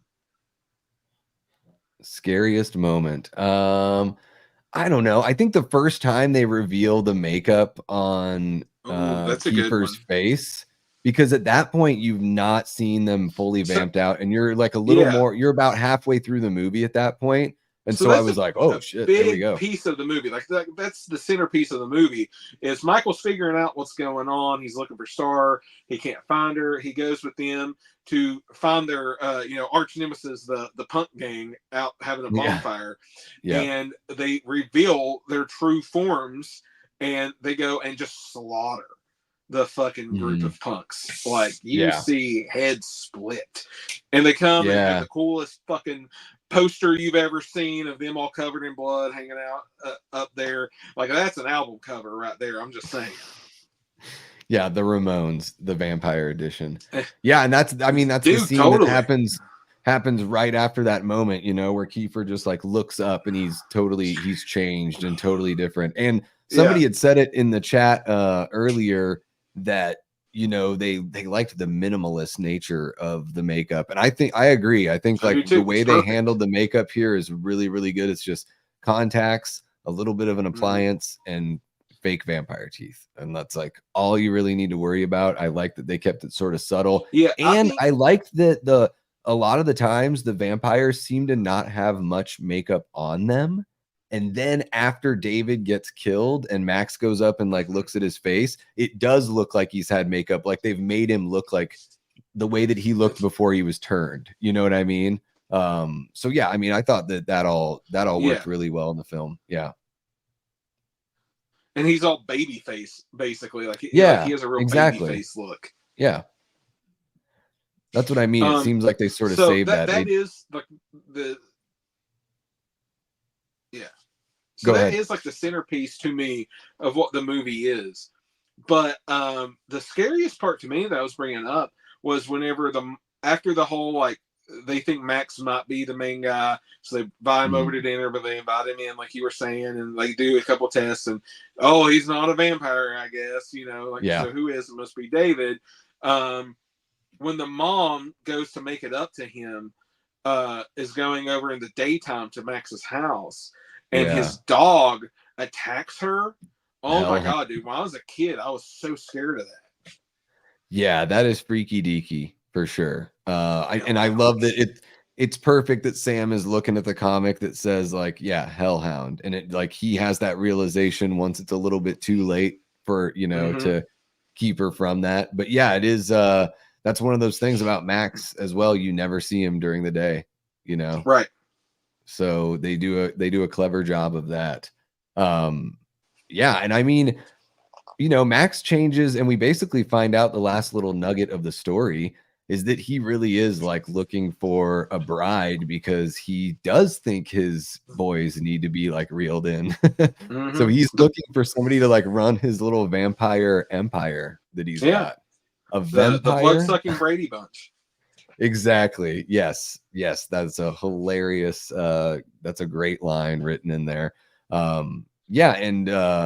Man, mom is just she's ready to give it up. She's like, well, isn't that crazy? I told you, Davey, bad life choices, bad decisions in her life. She's just going to do it. Like she knows that it doesn't, it's not really going to save her son, you know? Yeah. Like she's damning them for all eternity. Thanks, Mom. Yeah. Totally bizarre. that she would do that, but luckily Gramps busts through the friggin' wall. The grandpa had to come and save the day again because he knew his daughter would make poor life decisions. Like, it really makes you question how terrible was the guy that she left that she'd go with the vampire. Like, must have been pretty bad. Better solution. Yeah. And that her father is the kind of person where he's like, man, my daughter makes such bad decisions that I better just get my truck ready with like a bunch of giant stakes because she's going to find the lead vampire in this town and start dating Sorry, them. Widow Johnson. I got to go save my daughter again. Yeah. And then, when he busts through, it's like the truck is it's like, you know, the front of the truck is covered in all these stakes, and one of them just happens to like pop out, like, and get Max right in the chest. He falls in the chimney or the fireplace, and that's it. There's not much of a fight there. So here's the question: do you think Grandpa came back and like looked in the window and saw what was going on, or do you think he was just mad and assumed it? Because like, what if they were just throwing a party? Well, if this was a traditional 80s movie, they got Grandpa out of the house, and they just were throwing a party, and all of a sudden they killed a teenager that was there hanging out. Yeah. I hope he at least looked in the window. Exactly. Like, he looked in the window, and then he was like, oh, sweet. I'm so happy that I loaded up the truck with a bunch of giant steaks earlier. This will be perfect. Yeah. And, I mean, you know, this movie is... Man, I mean, pretty damn entertaining. I totally get why you love it so damn much. I mean, so much. You can put it on any time of day. Yeah, any time of day, any time of year. It really does go by smoothly. I think it's it's such great chemistry from all the performers. And you know, some really classic moments here as well, for sure. So, I was trying to remember which one it was, but I've seen pictures. I think it was the dark-haired Death by Stereo vampire that Kelly Bundy dated for a while back in that time period. Because if you've never seen those shots of them, look them up. They were a very, very nice-looking couple.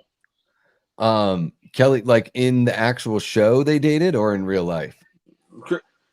No, in real life, Christina Applegate and him, like, and there's like pictures of them like posed together and everything. All right, like they look like a very cute couple, and you could tell. A good-looking couple. I'm sure he did other stuff, but I know that the blonde-haired vampire, he was also in Thrashing, another movie we'll be talking about one day. Did we go over Thrashing with Garrett and Cody? I can't remember. No, we didn't. No. Because that is definitely could have been on that list of like rival games and stuff. I want to circle back since we're talking about Thrashing and how that the blonde hair twisted sister looking vampire that got taken out by Nanook. Whenever he'd been in Thrashing, it was about basically like two rival skateboard gangs, right? And it was a Romeo and Juliet situation. Well, in this movie, the rival punk gang, I started thinking about this.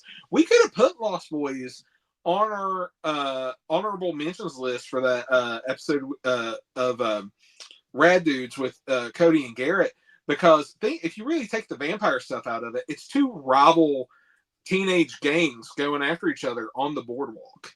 Sure, yeah. No school element or anything like that, but definitely like the kind of gang element for sure. It's summertime.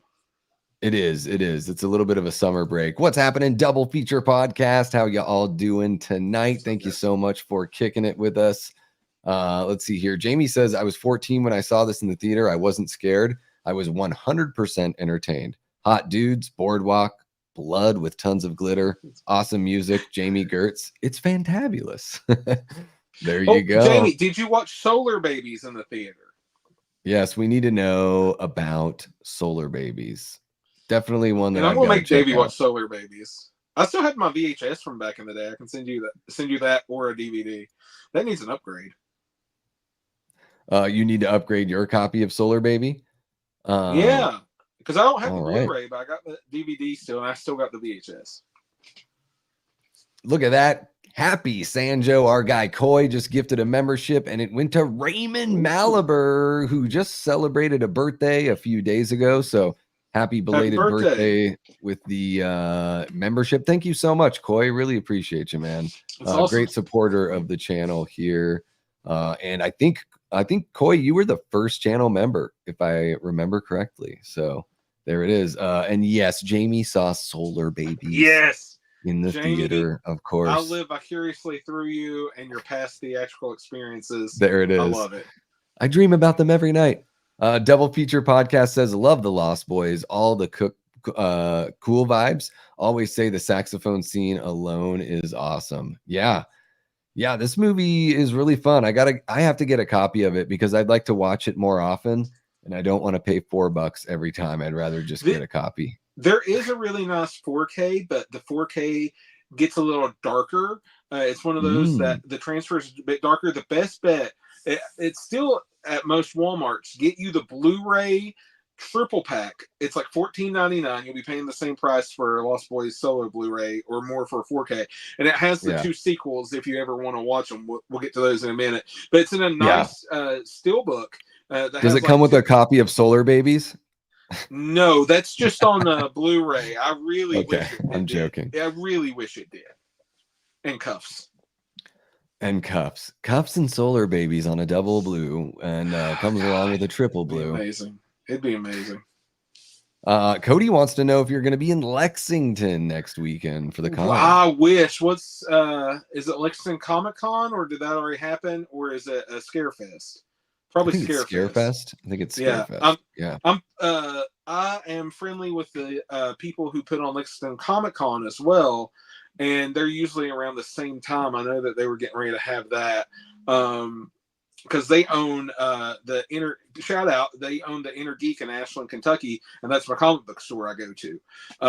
And they put on the Huntington Comic-Con, which I've been at and performed at numerous times and always go to. So I love all those people. But Scarefest is really cool as well. So I'd love to go to all of it, but unfortunately I'm not going. How far is Lexington from where you're at? A few hours, about 4 or 5 hours, depending. They also have not in Lexington, but nearby Horror Hound. We'll do like Cincinnati and places, and I go to a lot of Horror Hounds.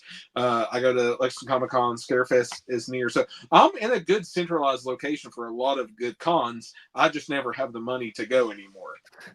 Man, they can get very expensive. The tickets usually aren't bad. It's everything that you want to. It's like, well, if I'm going to go to this thing, I might as well get a couple, pictures or signatures or pieces of merch. I like collecting like unique pieces of art from like independent creators and all that kind of fun stuff. But yeah, they can certainly get pretty expensive. I'm not going to lie, man. I haven't been playing out very much over the last year or so, but I would love to get back up and going. For nothing else, this sounds so silly, but sometimes the best shows that you ever play are cons, and not only are the shows great, the people there are great.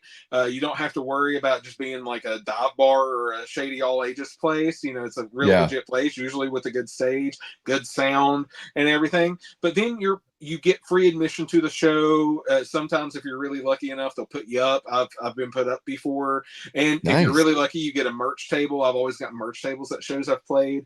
So I've always had really good luck as being part of shows. I've probably played about 6 to 8 different shows in my time, and they're the best. Like when I'm asked what my favorite type of show is it the little theater, you're on a nice stage, is a bar show, is an all ages basement show?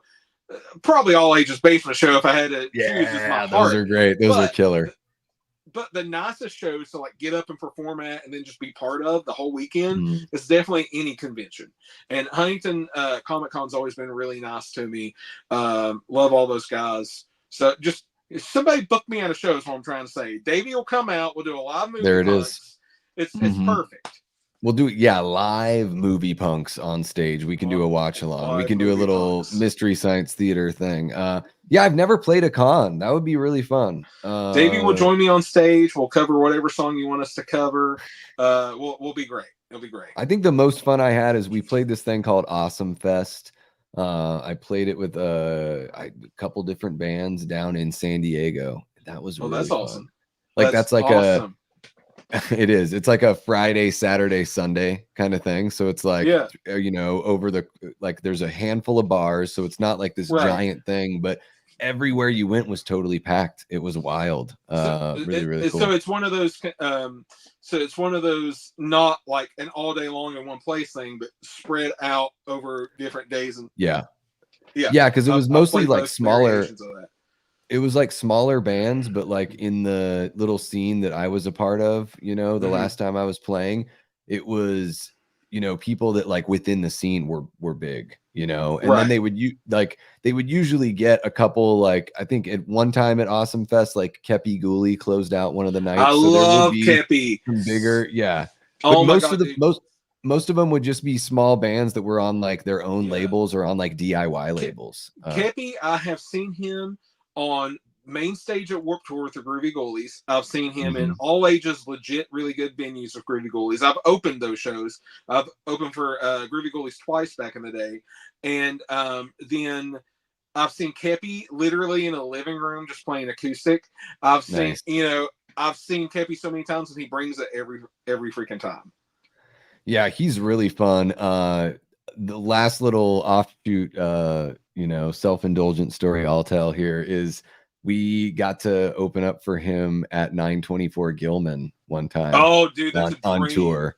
And like I had already like interacted with him before, and I think we had already played a show together before, but it was really special because I think it was the second time I played Gilman, and just walking into that place is really cool, thinking about the old Green Day days and Operation Ivy and all of that stuff. So it was really cool to, I think we played, it was like a Sunday matinee show, and they set up all these balloons and everything. And he had the house like pretty packed and like dropped all these balloons all over the crowd. It was super fun. And dude, I've always had a great time hanging out with Kepi. And that's a bucket list right there. That's a bucket list. Pretty awesome. The first time that I met him was just at In-N-Out Burger in Las Vegas. It was the same day as Warped Tour, but I didn't go to Warped Tour that day. I was there for my cousin's wedding, and I saw that he had the little Warped Tour pass, and I was like, "Hey, what's?" Was it? And he was. It was with the maybe because it was Groovy Ghoulies, I think, at that time.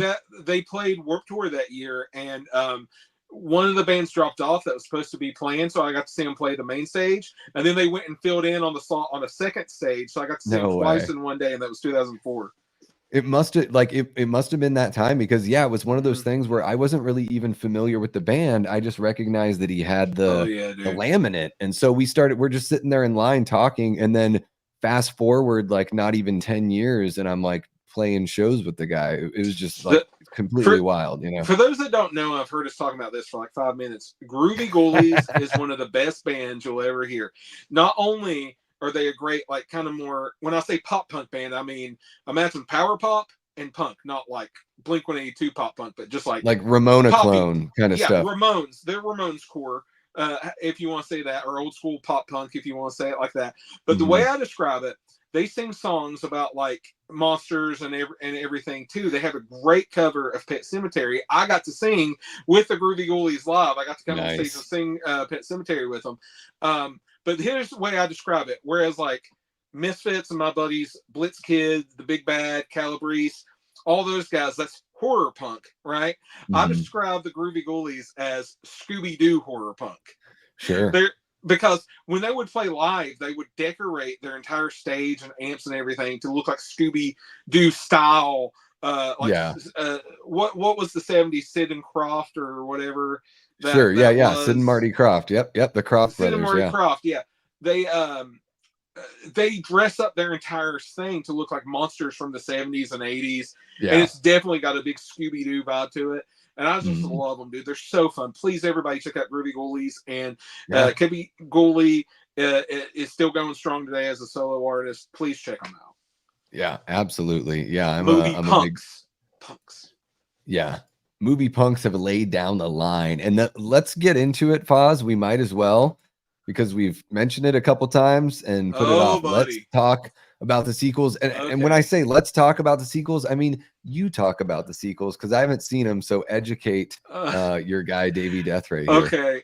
I'm trying to remember what was the second. Was the second or the third one the Thirst? And no, the second was the Tribe.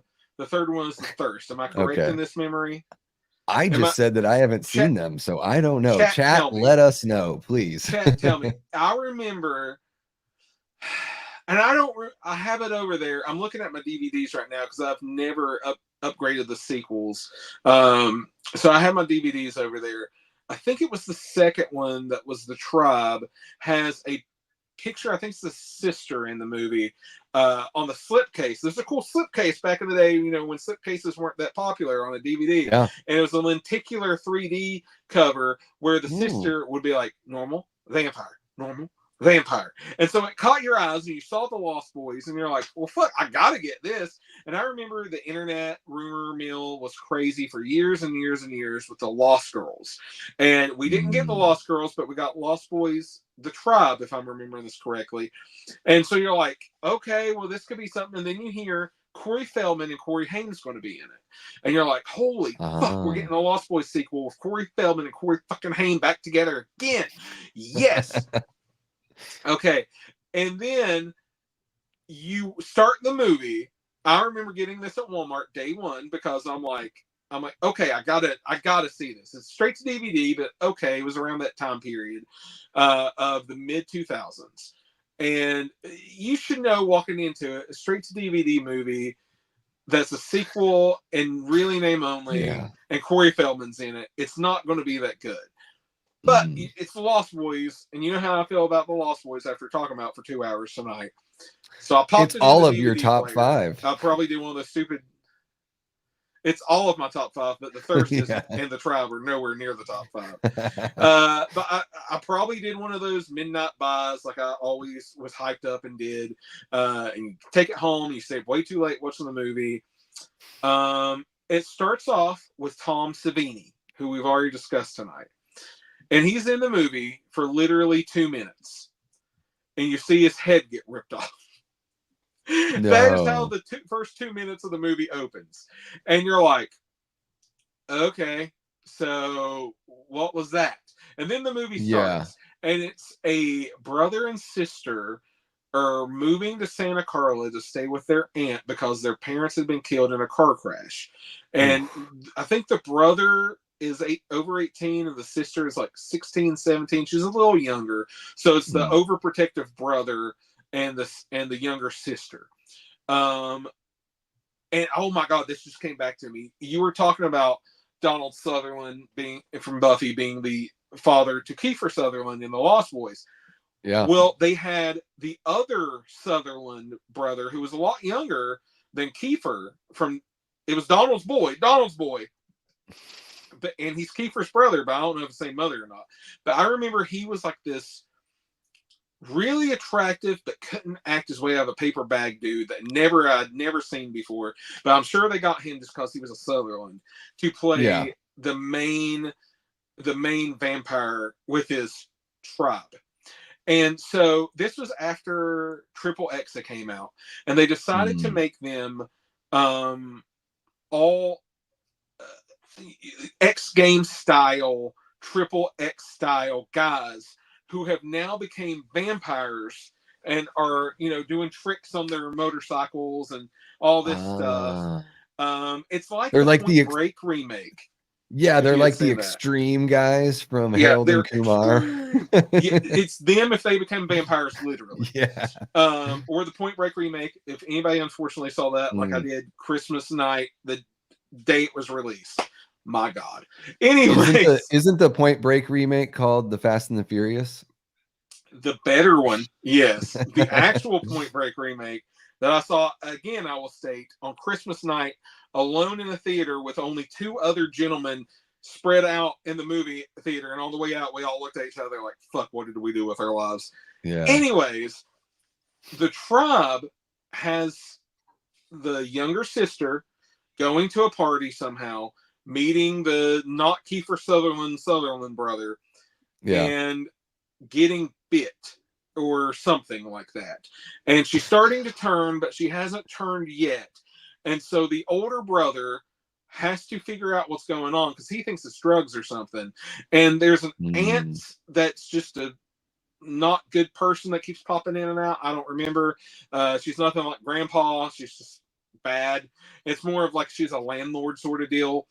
And so the older brother has to seek out this guy in town who's, I think now he's supposed to be a surfboard shaper, but it turns out it's Corey Feldman. And he doesn't only shape surfboards, much like a North Shore, if anybody's ever seen that. He also makes a lot of steaks, and turns out he's a vampire hunter. Which one was he? He was Edgar, right? Yeah, Edgar and Alan. Edgar, he was Edgar, I think. Correct me if I'm wrong, Chad. And Alan, I think so. The other one, Alan, isn't there. But you don't get an answer to what's happened to Alan other than you think he could possibly be dead over the years. So he doesn't work with Corey Feldman doesn't work with anybody else since his brother's not there anymore. But he basically takes the older brother under his wing and trains him on how to kill the vampires and tells him all the lore and everything. And it is a not good movie. It is very unmemorable. And Corey Feldman is not good in it, unfortunately. That was during his time that he was downhill. Then this whole time you had heard that Corey Haim was going to be in it too. But you watch this whole movie and you don't see Corey Haim. So here's the part to where I say watch it, Davey. You've now seen this whole movie and you can guess what's happened. They go after the vampires, they fight the vampires, the sister turns back to regular, yada yada yada, carbon copy of the template, right? But at the main end of the movie, Davey, you get an extra. Now this was ahead of the curve. Not only did you get the cool slipcase with 3D lenticular, you got a post-credit sequence. Yeah, before Marvel, there was Lost Boys. Before Marvel, the Tribe. And you get to see Corey Haim in this wonderful, amazing, like 1 minute scene. Okay. It turns out you don't know what the argument is, but they're on the beach or somewhere in the dark. Here's Corey Feldman. Here's Corey Haim. There's like a picnic table or something between them. And you see them and they're arguing like, I can't believe you showed up. I can't believe you came here. And they're arguing with each other about like, Corey Haim's got something to tell him. Corey Feldman's like, I told you next time I see you, I'd kill you. Turns out Corey Haim vamps out and is a vampire. And the last moment of the last anything that you see of the two Coreys together is them running at each other, about to fight to the death, and Corey Haim's a vampire. Wow. And then it just cuts right there. And then it cuts. So it's like a comic book cover right there. You don't need to, because they never resolved that, right? Is that the last time the two Coreys ever shared the screen together? Except for the two Coreys reality show, because I'm pretty sure that was filmed during the two Coreys reality show. Those two seasons. The last like film appearance together. Yes, of the two Coreys. That was it. And now Corey Haim had a couple like posthumous releases of smaller movies he was in. His last big movie was he had a small role in Crank 2. He had a mullet in that. If anybody remembers, he was like a meth doing mullet guy in that. And that was kind of the end of Corey Haim, unfortunately, with his career in Hollywood. He was supposed to have a much bigger part, from what I understand, but just couldn't do it due to problems. It is a shame. Yeah. It's a sad story for sure. So you're left as the viewer going, that's the movie. That's the movie we all paid this $20 for. Can we please have this movie? Yeah. No. So no, you can't. the third movie called The Thirst, which is awesome because it's almost like the third. It's like, no, we're the third. The third. I recently, over the last year or two, went back and watched The Tribe for whatever God knows reason. I think I just wanted to see the Corey Haim thing because I was like on a big Corey Haim kick there for a while. Yeah. The third Haimless movie, it's aimless and hameless. It's actually a little bit better than The Tribe, if I remember correctly. I at least liked it better. It's like saying, wow, what do you want? Shit or shit? Shit sandwich or shit sandwich with mayo?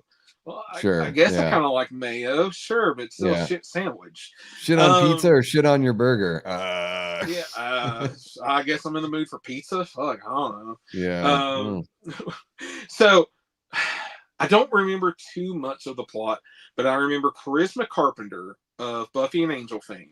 Oh, wow. She is the star, kinda, not the star character, but like the main person with Corey Feldman. Corey Feldman is like the main, a much bigger part. Like he was in The Tribe, but in The Thirst, he's like the star with Charisma Carpenter and probably another person. I have not seen this since it came out. I'm trying to remember. I remember there was I don't know if it was a reality show element, but it was a lot of like handheld stuff that they would be doing. Kind of reminded you of that Halloween Resurrection style, how it would cut back and forth video cameras to the regular. Forsaken, that was a cool movie. Yes. And okay, so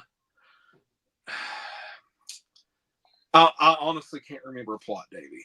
I honestly cannot remember a plot. But it's better than the other one. Yes. But here's the thing. You figure out, I think, by the end of The Tribe, that there's a big bad coming, and it's actually Alan Frog, who has been turned into a vampire, and he's coming to town. And I think that's what Corey Haim, Sam character, now as a vampire, was coming to tell him and warn him that Alan was coming home. So in the third movie, you don't, basically they leave it as, I guess, Corey Haim's killed the Sam character. They never talk about it, that I remember. Yeah. But that's what you figure, because the last thing you ever saw was that running to battle, not battling. But now, and there might be a deleted scene in The Tribe with Alan vamped out. I remember watching as the lead scene, I think. But I know he appears in, or I could be totally fucking this up, I don't know. At some point, you see Alan in makeup, vampired out. Gotcha. And if memory serves me, he does show up in The Thirst, and him and Feldman have scenes together. I cannot remember much past that, but I know he's vamped out, and they have scenes together. And Charisma Carpenter's there. And that is my review for The Thirst. It seems like that's the only idea they had for the sequels, is like, well, let's bring back one of the older characters and have them be a vampire now. Yeah, like, you know, to do that with Corey and then to do it with Alan, like, or with Alan in the third one, it just seems like the same kind of thing, you know? Yeah. Even if they wanted to do that with Alan, why do they have to have Haim be Sam, such a lovable character, turn into a vampire now? He could have just been a hunter who got word and came to his old friend Feldman, and they, and told him. It wasn't, I would say Hollywood, but this definitely wasn't Hollywood. This was somebody got the rights and made a cheap movie. Sure.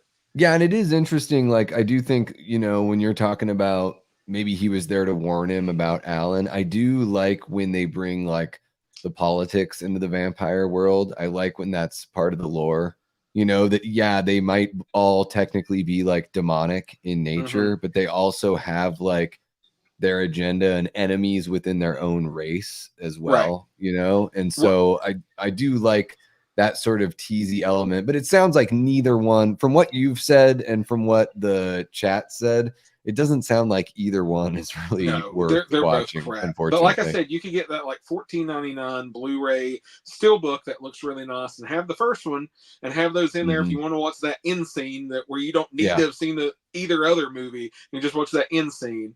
And here's one more thing I need to mention, is that in the second movie, The Tribe, there's a cutaway, throwaway scene where they're trying to redo the "People Are Strange When You're a Stranger" scene, where everybody's like on the streets and stuff. They have a fat guy without his shirt playing a saxophone on the street corner, looking like a really fat, out of shape, supposed to be begging for change, homeless version of Sexy Sax Guy.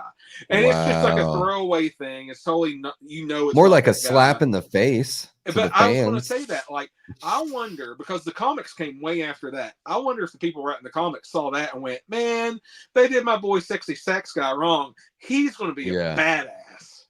Yeah, that's rough. Or was it just a juxtaposition? Did they use the same version of People Are Strange? Did they use the Echo and the Bunny Man? It was just a they didn't have the money for that. They didn't have Echo and the Bunny. So they had the money for the Doors. They didn't have no money.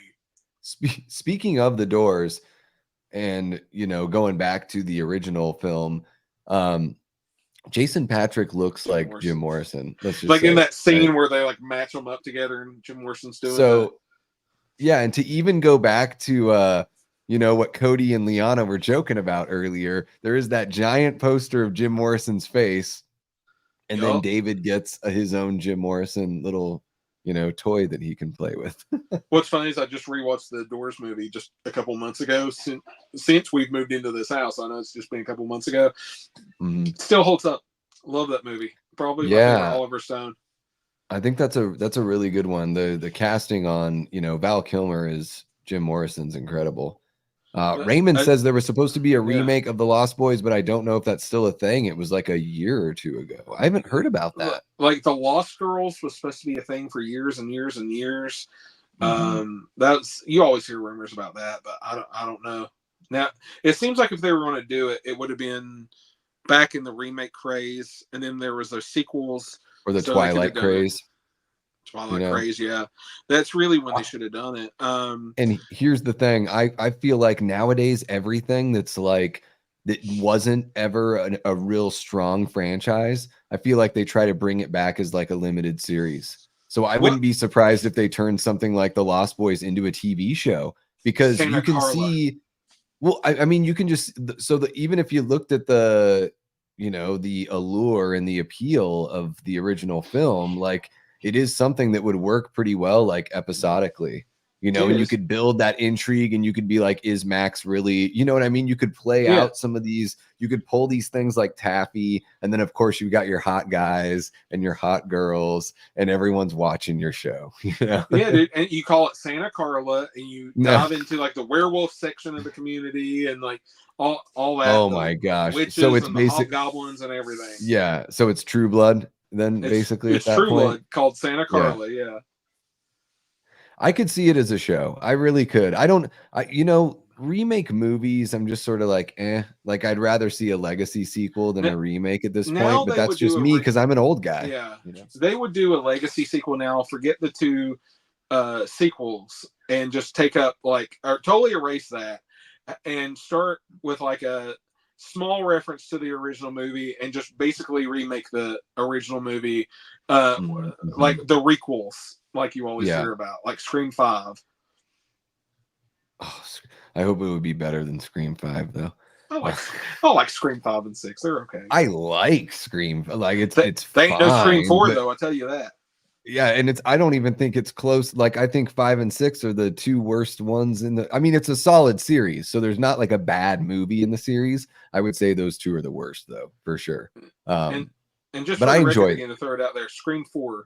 That's my second favorite Scream film. Me too. I love it. Me too. It's Scream and Scream 4 for me. Those are my and top then it kind of two. Goes in order down the road. Then I think I'm like 2, 3, 5, 6. I think is how I would do them. Yeah. I think that the Lost Boys. My fear is if they did modernize it, we would lose the punk edge. You know, the like Ooh, what one of the reasons why we're talking about this film is that, you know, the edge that those vampires bring and everything like that. And just the approach of the film in general. And now, yeah, I think if they made it, it would turn into something that was like, you know, there's all these shows to me just sort of seem the same, where it's like it's a soap opera at night and there's some sort of violent drama, something like that going on, and I feel like it would lose like the stylistic vibe, because this movie's like full of style. Oh hell yeah. You know, that's one thing that this film like is certainly not lacking, not only in the costume design and everything else in that, you know, that time of the 80s, but even, you know, the way that Schumacher is shooting and cutting together the scenes, especially like the fight scene at the end between Michael and David. It's like these quick cuts. It's a, you know, stylistic vibe. And I feel like if they remade it now, they would just make it boring. They'd find a way to make it boring, unfortunately. And no way the soundtrack will be as good either. Probably not. No, yeah, it probably would not. Let's see here. Raymond says they were going to go on the CW, but it didn't get picked up. Yeah, I could see it going down that route, unfortunately. That was during the time of like Vampire Diaries and that stuff. And then Liana's got a really good point here. I guess this is the way you remedy that. Unless the show took place in the 80s, like you literally just set it in that time, and then you can lean into that style and pull on that nostalgia, that's a brilliant idea, Liana. I think that's, you know, I would say if you're going to try to jump into the world of the Lost Boys again, then yeah, try to set it back in that time. That'd be cool. I'd be down to see it. And I know, judging by most of what I watch on YouTube and everything like that, and great channels, you know, like what Garrett's got going on and all that nostalgia, I think that would be something that people would love to see. You know, a little bit of a reboot that brings you back there. You're talking to a guy with an Alf and a Jason Takes Manhattan poster behind him. I'd watch it. Man, I would love to see like a good version of Jason Takes Manhattan. Like just what was promised to us from the teaser. No, the teaser where he's sitting there on like Staten Island or whatever, like looking across, you know. You came for Jason in Manhattan. You got Jason on a boat going to Manhattan. It's close enough, Davey. Well, here's the thing about Jason Takes Manhattan. The title, great. That poster behind you, great. The poster that became like the cover of the movie, that's really fucking good too. But what happened, like, to you, that when you actually went down to type the words out, what happened? Because everything else was like, and oh, the teaser that I had just mentioned, like that teaser is incredible because it makes Jason look like he's like, ooh, what can I do here? It's like an antithesis of Superman saving, you know, Metropolis, which is just New York. Like seeing Jason look at the city, like there was so much potential, Foz. I got something better for you. I've thought about this for years and years, and I don't know if there's actually an explanation. Okay, so at the end of part 7, he is in Crystal Lake, buried by all the crap that the psychic Carrie-like girl pulled down on him, right? Mm-hmm. And he is resurrected. Tina. And he is resurrected in Crystal Lake, right? Yeah. But then he gets on a boat in Crystal Lake, right? Yeah. And then he goes from the boat in the lake to another boat in the lake that is now traveling to New York City. So this lake somehow goes into a body of water that then goes to New York City, but it's still a lake. Yeah. I've never understood that, and I don't know. I always thought the definition of a lake is there wasn't a way out. That's what makes it a lake. Every Friday the 13th at a campsite, Camp Crystal Lake, you can see the lake. Yeah. It's not like lakes just have like a Panama Canal where like a giant boat can get through it or anything like that. Yes, I want to see the retcon of that. It is very bizarre. Yeah. Jason takes a drive to the port and hops on a boat. And it's just him like just dripping wet riding along. Yeah. Well, but your poster's great. I don't like the Thank movie, you. but I love that poster, Foz. Thank you. I love it. It's one of my favorite posters of all time. And when I found out Horror Hound one year, I was like, here's the money, just take it.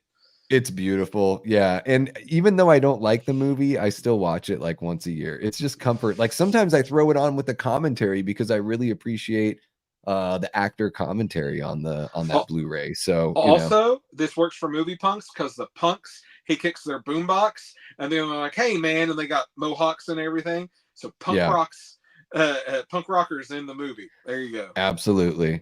I think my favorite part of the movie is the bitchy blonde girl. Like she sometimes, like, my favorite characters in Friday the 13th movies are the worst characters, like Melissa in part 7, the other bitchy blonde girl that like she's terrible. Like she's awful, but she's so like she's memorable. I know her character's name. I don't know if I can name most of the other expendable characters. I know like Dr. Cruz and all that, blah blah blah blah blah. But man, the bitchy blonde girl, I guess I don't remember her name in Takes Manhattan. In part she's 8, fun. I like the hair metal musician girl who's trying to make a music video. Yeah. Yeah, she's got that Joan Jett kind of vibe with she's got hot pink and black going. Yeah. Yeah. I think so. And her guitar isn't it like hot pink? That's what it is. Okay. It's a Flying V, right? Yeah. Yeah. Yeah. Melissa, awesome. The literal pearl clutcher. Yeah. She sees them drive up and she says, there goes the neighborhood, just on plain sight, knows nothing. Like, that's what cracks me up. She's just like, she just doesn't like other people, which maybe I can relate to that. I don't know. I would love to see, though, a version of Jason Takes a Boat where they actually do, like, let's see a comedic skit where you actually do like Jason Takes a Cruise. And it's like Jason like sunbathing with like the foil, like sun guard kind of thing. A little bit of like white goop just on the nose of the mask, like for no reason. It's just also it's like that's like a Family Guy kind of skit. You know, like, do you have to kill them all immediately? Can't you just enjoy the cruise a little bit, then kill them once you get to harbor? I'm just saying. By the way, my buddy has always called it Jason Goes to Town. They're always like, that movie Jason Goes to Town. Yeah, Jason takes the sequel. Jason Takes Part 8. Oh my gosh. Well, shoot, we've talked about everything, including Jason Takes Manhattan. Somehow we found a way, Foz. Yeah. Because I guess just talking about movies in the 80s is going to lead you there at some point. But man, it's been fun chit-chatting about the Lost Boys. Yeah, like I said earlier, I'm really glad I revisited this for the episode. It's been a long time since I've watched it, but I do think it's a movie that's like a really good spooky season, like September. I mean, even end of summer movie, because it sounds like it takes place like right before school starts, like a good like August, kind of flick to put on. And yeah, really enjoyed it. I'm gonna have to add it to the collection for sure. And I don't know, this is one that I don't know if Kate's watched, so this might make a fun like watch party episode as well, as a first time for Kate. I tell you, it's always strange to me when people haven't seen this, because this is just like The Wizard of Oz or something like that to me, where it's like, oh yes, I was born and then issued The Lost Boys and I watched it and that's my life. That's how my life went. That is, it's so awesome that you have that story. I'm envious, because I wish I had a movie that was like that for me. I mean, I loved all sorts of movies growing up, but there was never a movie where I like threw the soundtrack in the boombox and rode my bike around to it. Like that. I'm super envious of that. That's a really cool connection to this film, and I can totally see why you think it's better than From Dusk Till Dawn, even though it's not. But I totally get why you see that. Well, as time went on, I got into hip hop, because whenever I was younger, there was no difference to me. Still not. I still love it all, but there was no difference to me than the Lost Boys cassette tape, or the White Men Can't Jump soundtrack cassette tape, or the Juice soundtrack cassette tape. I had a big thing for soundtracks, and the Bill and Ted Bogus Journey soundtrack. These were like my 4 that I kind of like bounced back and forth on, and like rode my bike around to. But the Lost Boys was definitely like the mainstay. That's really cool. Yeah, I'm trying to think of like the first soundtrack I fell in love with. Gosh, it might have been. I don't know if I was really a soundtrack guy until that Jerky Boys soundtrack came Dude, that out. is a Like, great soundtrack. Collective Soul yeah, Gel is on there. I yeah. I remember was gonna that. say even the Collective Soul song isn't bad. I'm not Yeah, a dude, big Collective Soul fan, but that's a that's like good the song. one Collective Soul song I like. Yeah. There's what L7 does, like Hanging on the L7. Telephone, which Yeah, is dude. really cool. Helmets. Green Day, Helmets 2000 on Light there Years because Away. they're in the movie. Yeah, Helmet does a cover of oh my god, what is the song called? It's Symptom of the Universe, something like that. Something like that. And Ozzy is Isn't it their like an manager. Ozzy cover? I think it's Something a like that cover of because an old Ozzy song. Ozzy is their manager, and the joke is, where's blah blah blah and blah blah blah. And it's the Jerky Boys. Yeah. They're like, I don't know, they got a gig with the Monkeys, and Ozzy's like, the fucking Monkeys. The fucking monkeys. Yeah, it's I great. love that movie, dude. We gotta do Yeah. Jerky Boys one day. Shit. Yeah, the Jerky Boys is hilarious, Eli. I love their records too. I had Yeah. a great time, I had those listening to cassette those tapes. guys.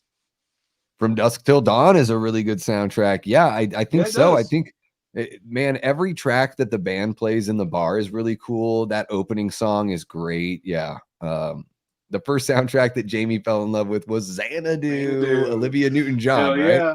Hell yeah. Yeah.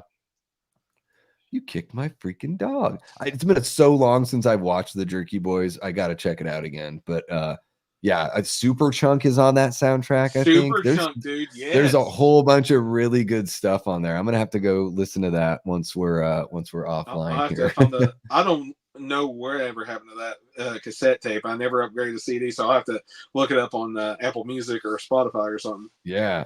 You know what would be fun? Guys, let us know in the chat, or if you're watching this after the fact, let us know. I think it would be fun to just do like a special where we just talk about soundtracks. I think we get into that every week, but I'm done. I'm down. But yeah, because I think a lot of like what I found is, yes, it's difficult to, people have to know the music you're talking about, but every time on a live, whenever I talk about music, there's always some pretty good interaction. And I think it could be fun, but I'll let the people speak to it. We could do like we never do top fives or nothing like that. We always just pick a movie. We could do a fun top five soundtracks or something like that. But like I would put the stipulation on it, because I don't really listen to scores that much, of needle drop soundtracks.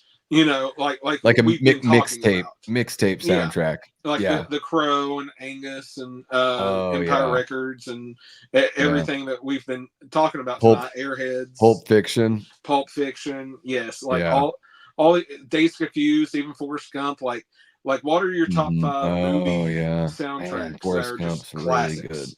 Really good. And the ones that have two, they're so good they have two. Like I mentioned, Days Confused has two. Is it Hackers has two? I think. Maybe I'm trying to think of another one, because I've definitely seen some of those. Oh, the Romeo and Juliet soundtrack was pretty good. Juliet. Yeah. Now sometimes you'll get like Crow City of Angels. I remember was a big one where it had the regular soundtrack and then the score soundtrack. Yeah. And of course, I got to finish this off by saying Judgment Night. Oh yeah, because that's the one where they teamed up a metal group and a rap group. Yeah, right? And then Spawn ripped that off years later with more electronic groups and metal groups. Yeah. Yeah, because Judgment Night, man, that does have a pretty good mix. Who is it? Who does Onyx? Who does Onyx team up with? Onyx is. You asked me too fast. I was just about to say it's starts with a B. Biohazard. Biohazard, they do Judgment Night. Yeah, that's some good stuff. That's the main one. But one of my all-time favorite songs is Teenage Fan Club with is it De La Soul and Teenage Fan Club. Wow. And that song on there, I don't want to say the wrong name. Anyways, that specific song, everybody look up. I've put it on every mixtape almost I've ever made. Like, I love that song. Teenage Fan Club and De La Soul? Yeah. All right. It starts off traveling at the speed of love. Do, do, do, do. There you go. Fallen. Yep. I love it, dude. It's all right. It's my heart. You just made the list. It's on the list. Welcome, Sergio. Sergio. Cicolella. I don't know. I'm terrible at pronouncing. I'm so sorry, Sergio. But welcome. You're hanging out with the Death Squad on Movie Punks. We just wrapped up talking about the Lost Boys, and now we're just talking about whatever the heck because people are still hanging out with us. All right, Davey. If you have the Davey Deathray Death Squad, what is the Foz Rotten team going to be? I don't the know. Rotten Veggies. We got to come up with something that sounds like kind of cool, right? Rotten veggies. I think you the could. Rotten Tomatoes. Hello, my Rotten Tomatoes. Foz Rotten and the Not Rottens. I don't know. I used to have a band. I don't know if you ever knew this. I had a band that was a backup to my solo stuff for a long time. It's called Foz Rotten and His Dirty Scoundrels. Oh, there you go. Yeah, so there you go. Then call them. That's perfect for that's perfect for your channel, people. Yeah, because for those that didn't realize, Dirty Rotten Scoundrels is a movie I grew up on. Yeah. Oh my god, that movie's amazing. That movie's hilarious. Like if you guys haven't seen Dirty Rotten Scoundrels, I'm sure Jamie saw it in the theater. Oh, she should have. Really good stuff. That was one of those McDonald's VHSs I remember I had as a kid, and like just watched it over and over.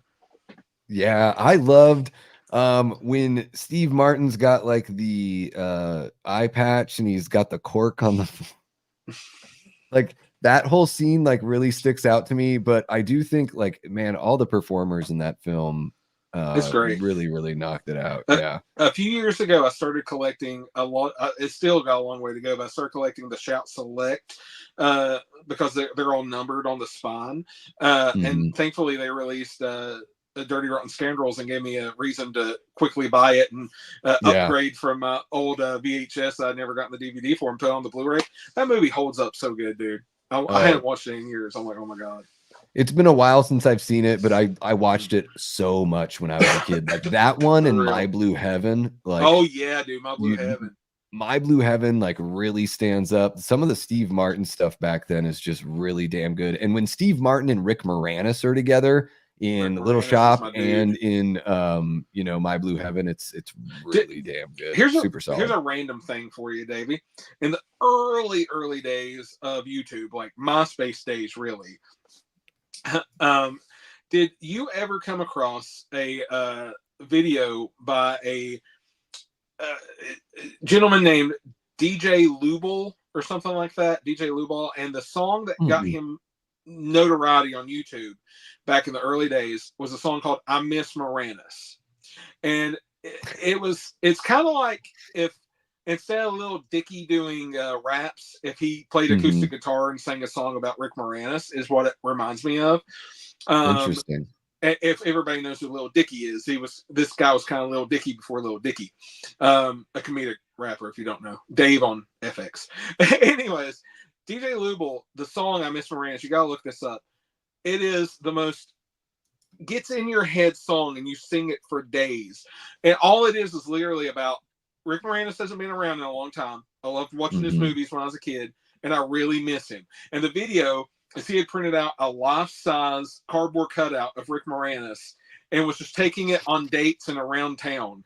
And that was the video for the song. That's awesome. I'm looking at it right now on Google. I'll have to check this out once we're off the stream.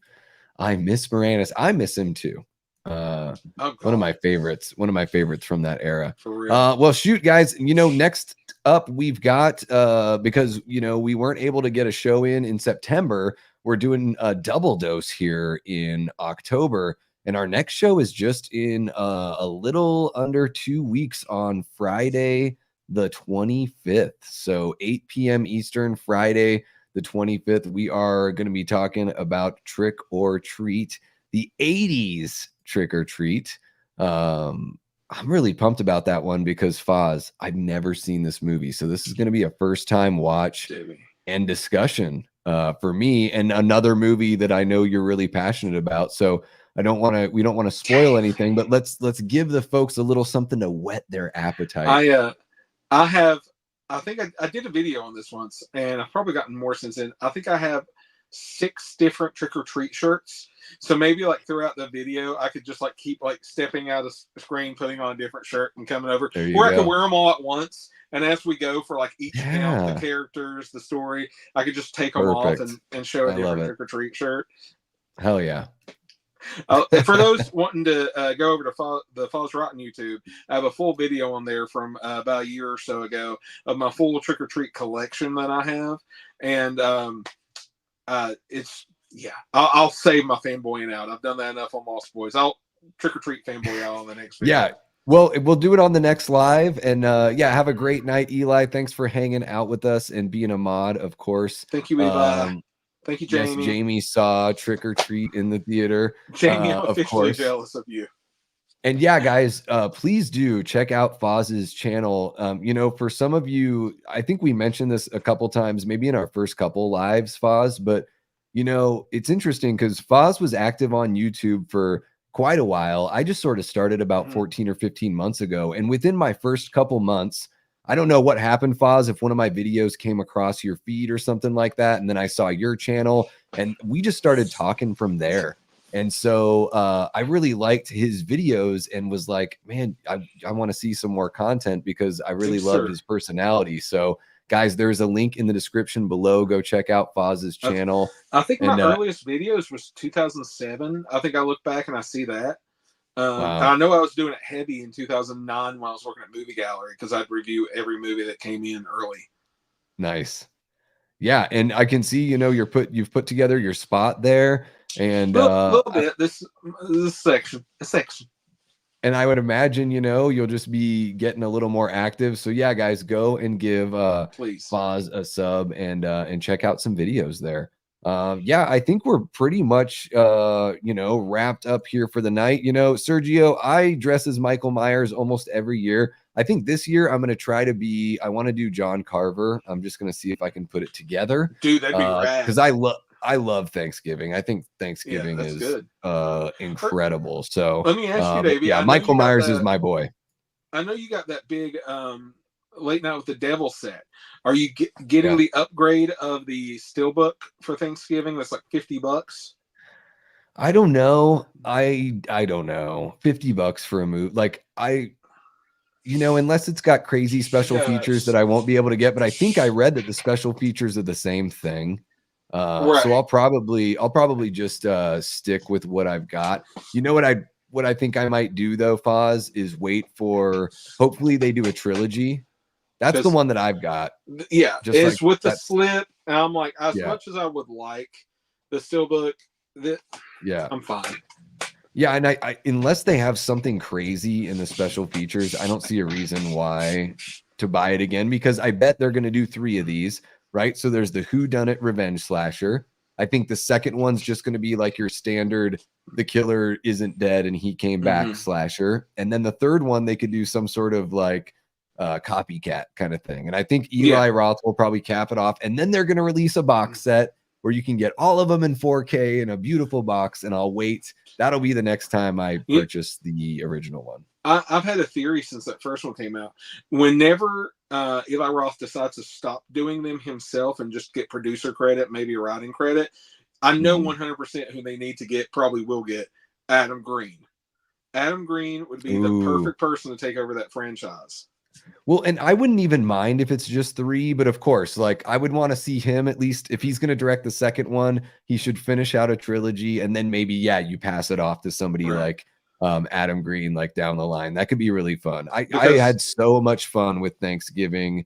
And like, I just think it's such a refreshing kind of slasher flick. Since we're talking about all that, do you know who actually directed Cabin Fever 2? They pulled their name off of it, actually, because it's not his cut. But there is a very famous director now who directed it early on in his career. Ty West? Ty West. Okay. Yeah. And that was just me guessing. Yeah. Interesting. I've never seen any of those Cabin Fever movies. Any of them.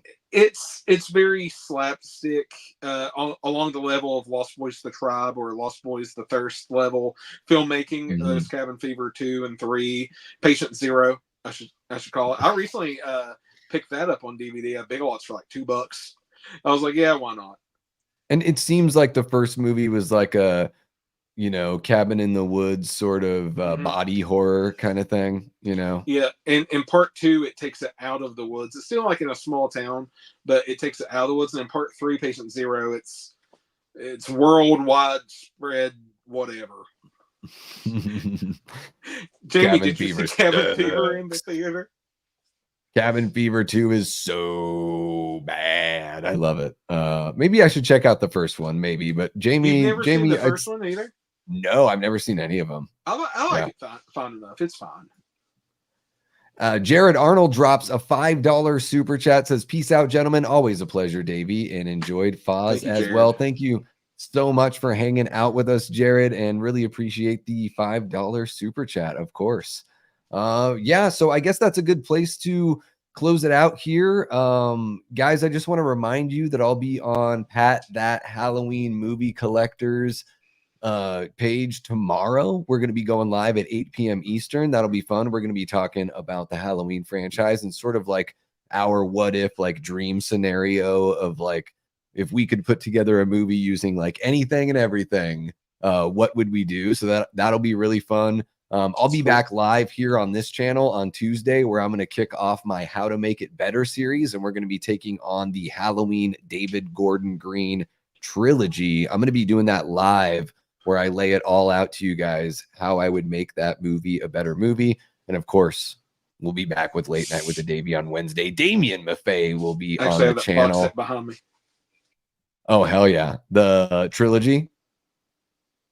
The Halloween trilogy? Yeah, I got the 4K trilogy at Best Buy. Yeah, hell yeah. It's right there behind me. I'm not even a huge fan, but I really like 2018, and I got the 4K set on a good deal, so I was like, why not? Man, and I would give the other ones another shot, because I've warmed up to like Kills a lot more than how I felt about it the first time I watched it. Like, not everything works in that movie for me, but the things that work like really, really do work. So yeah, do you have anything coming up in the immediate future on your channel, Foz? Davey, you started talking like a robot, but I think I heard you ask me if I have anything coming up in your great robot voice there. So honestly, I really just have the next Movie Punx coming up. Hopefully, I'll have some videos and stuff coming soon. Like Davey was saying, I finally got a spot I can really focus in on and do a lot of stuff. So follow me at Foz Rotten everywhere, guys. Hell yeah. And we'll look forward to more content over there. Yeah, guys, we will be back. Movie Punx will be back on Friday, October 25th at 8 p.m. Eastern. So check us out there. Really appreciate all the folks that have come and hung out with us here on the stream. Gave the stream a like. If you're watching this after the fact, please jump down and leave a comment. Hell, even if you're watching right now and you want to jump in right at the end of the stream and leave a comment, that's super helpful in pushing the algorithm to share this fun show that we do with everyone out there. Really appreciate the channel members. You guys are amazing. And yeah, Foz, on behalf of Foz and on behalf of myself, I've been and will continue to be Davey Deathray. Take care.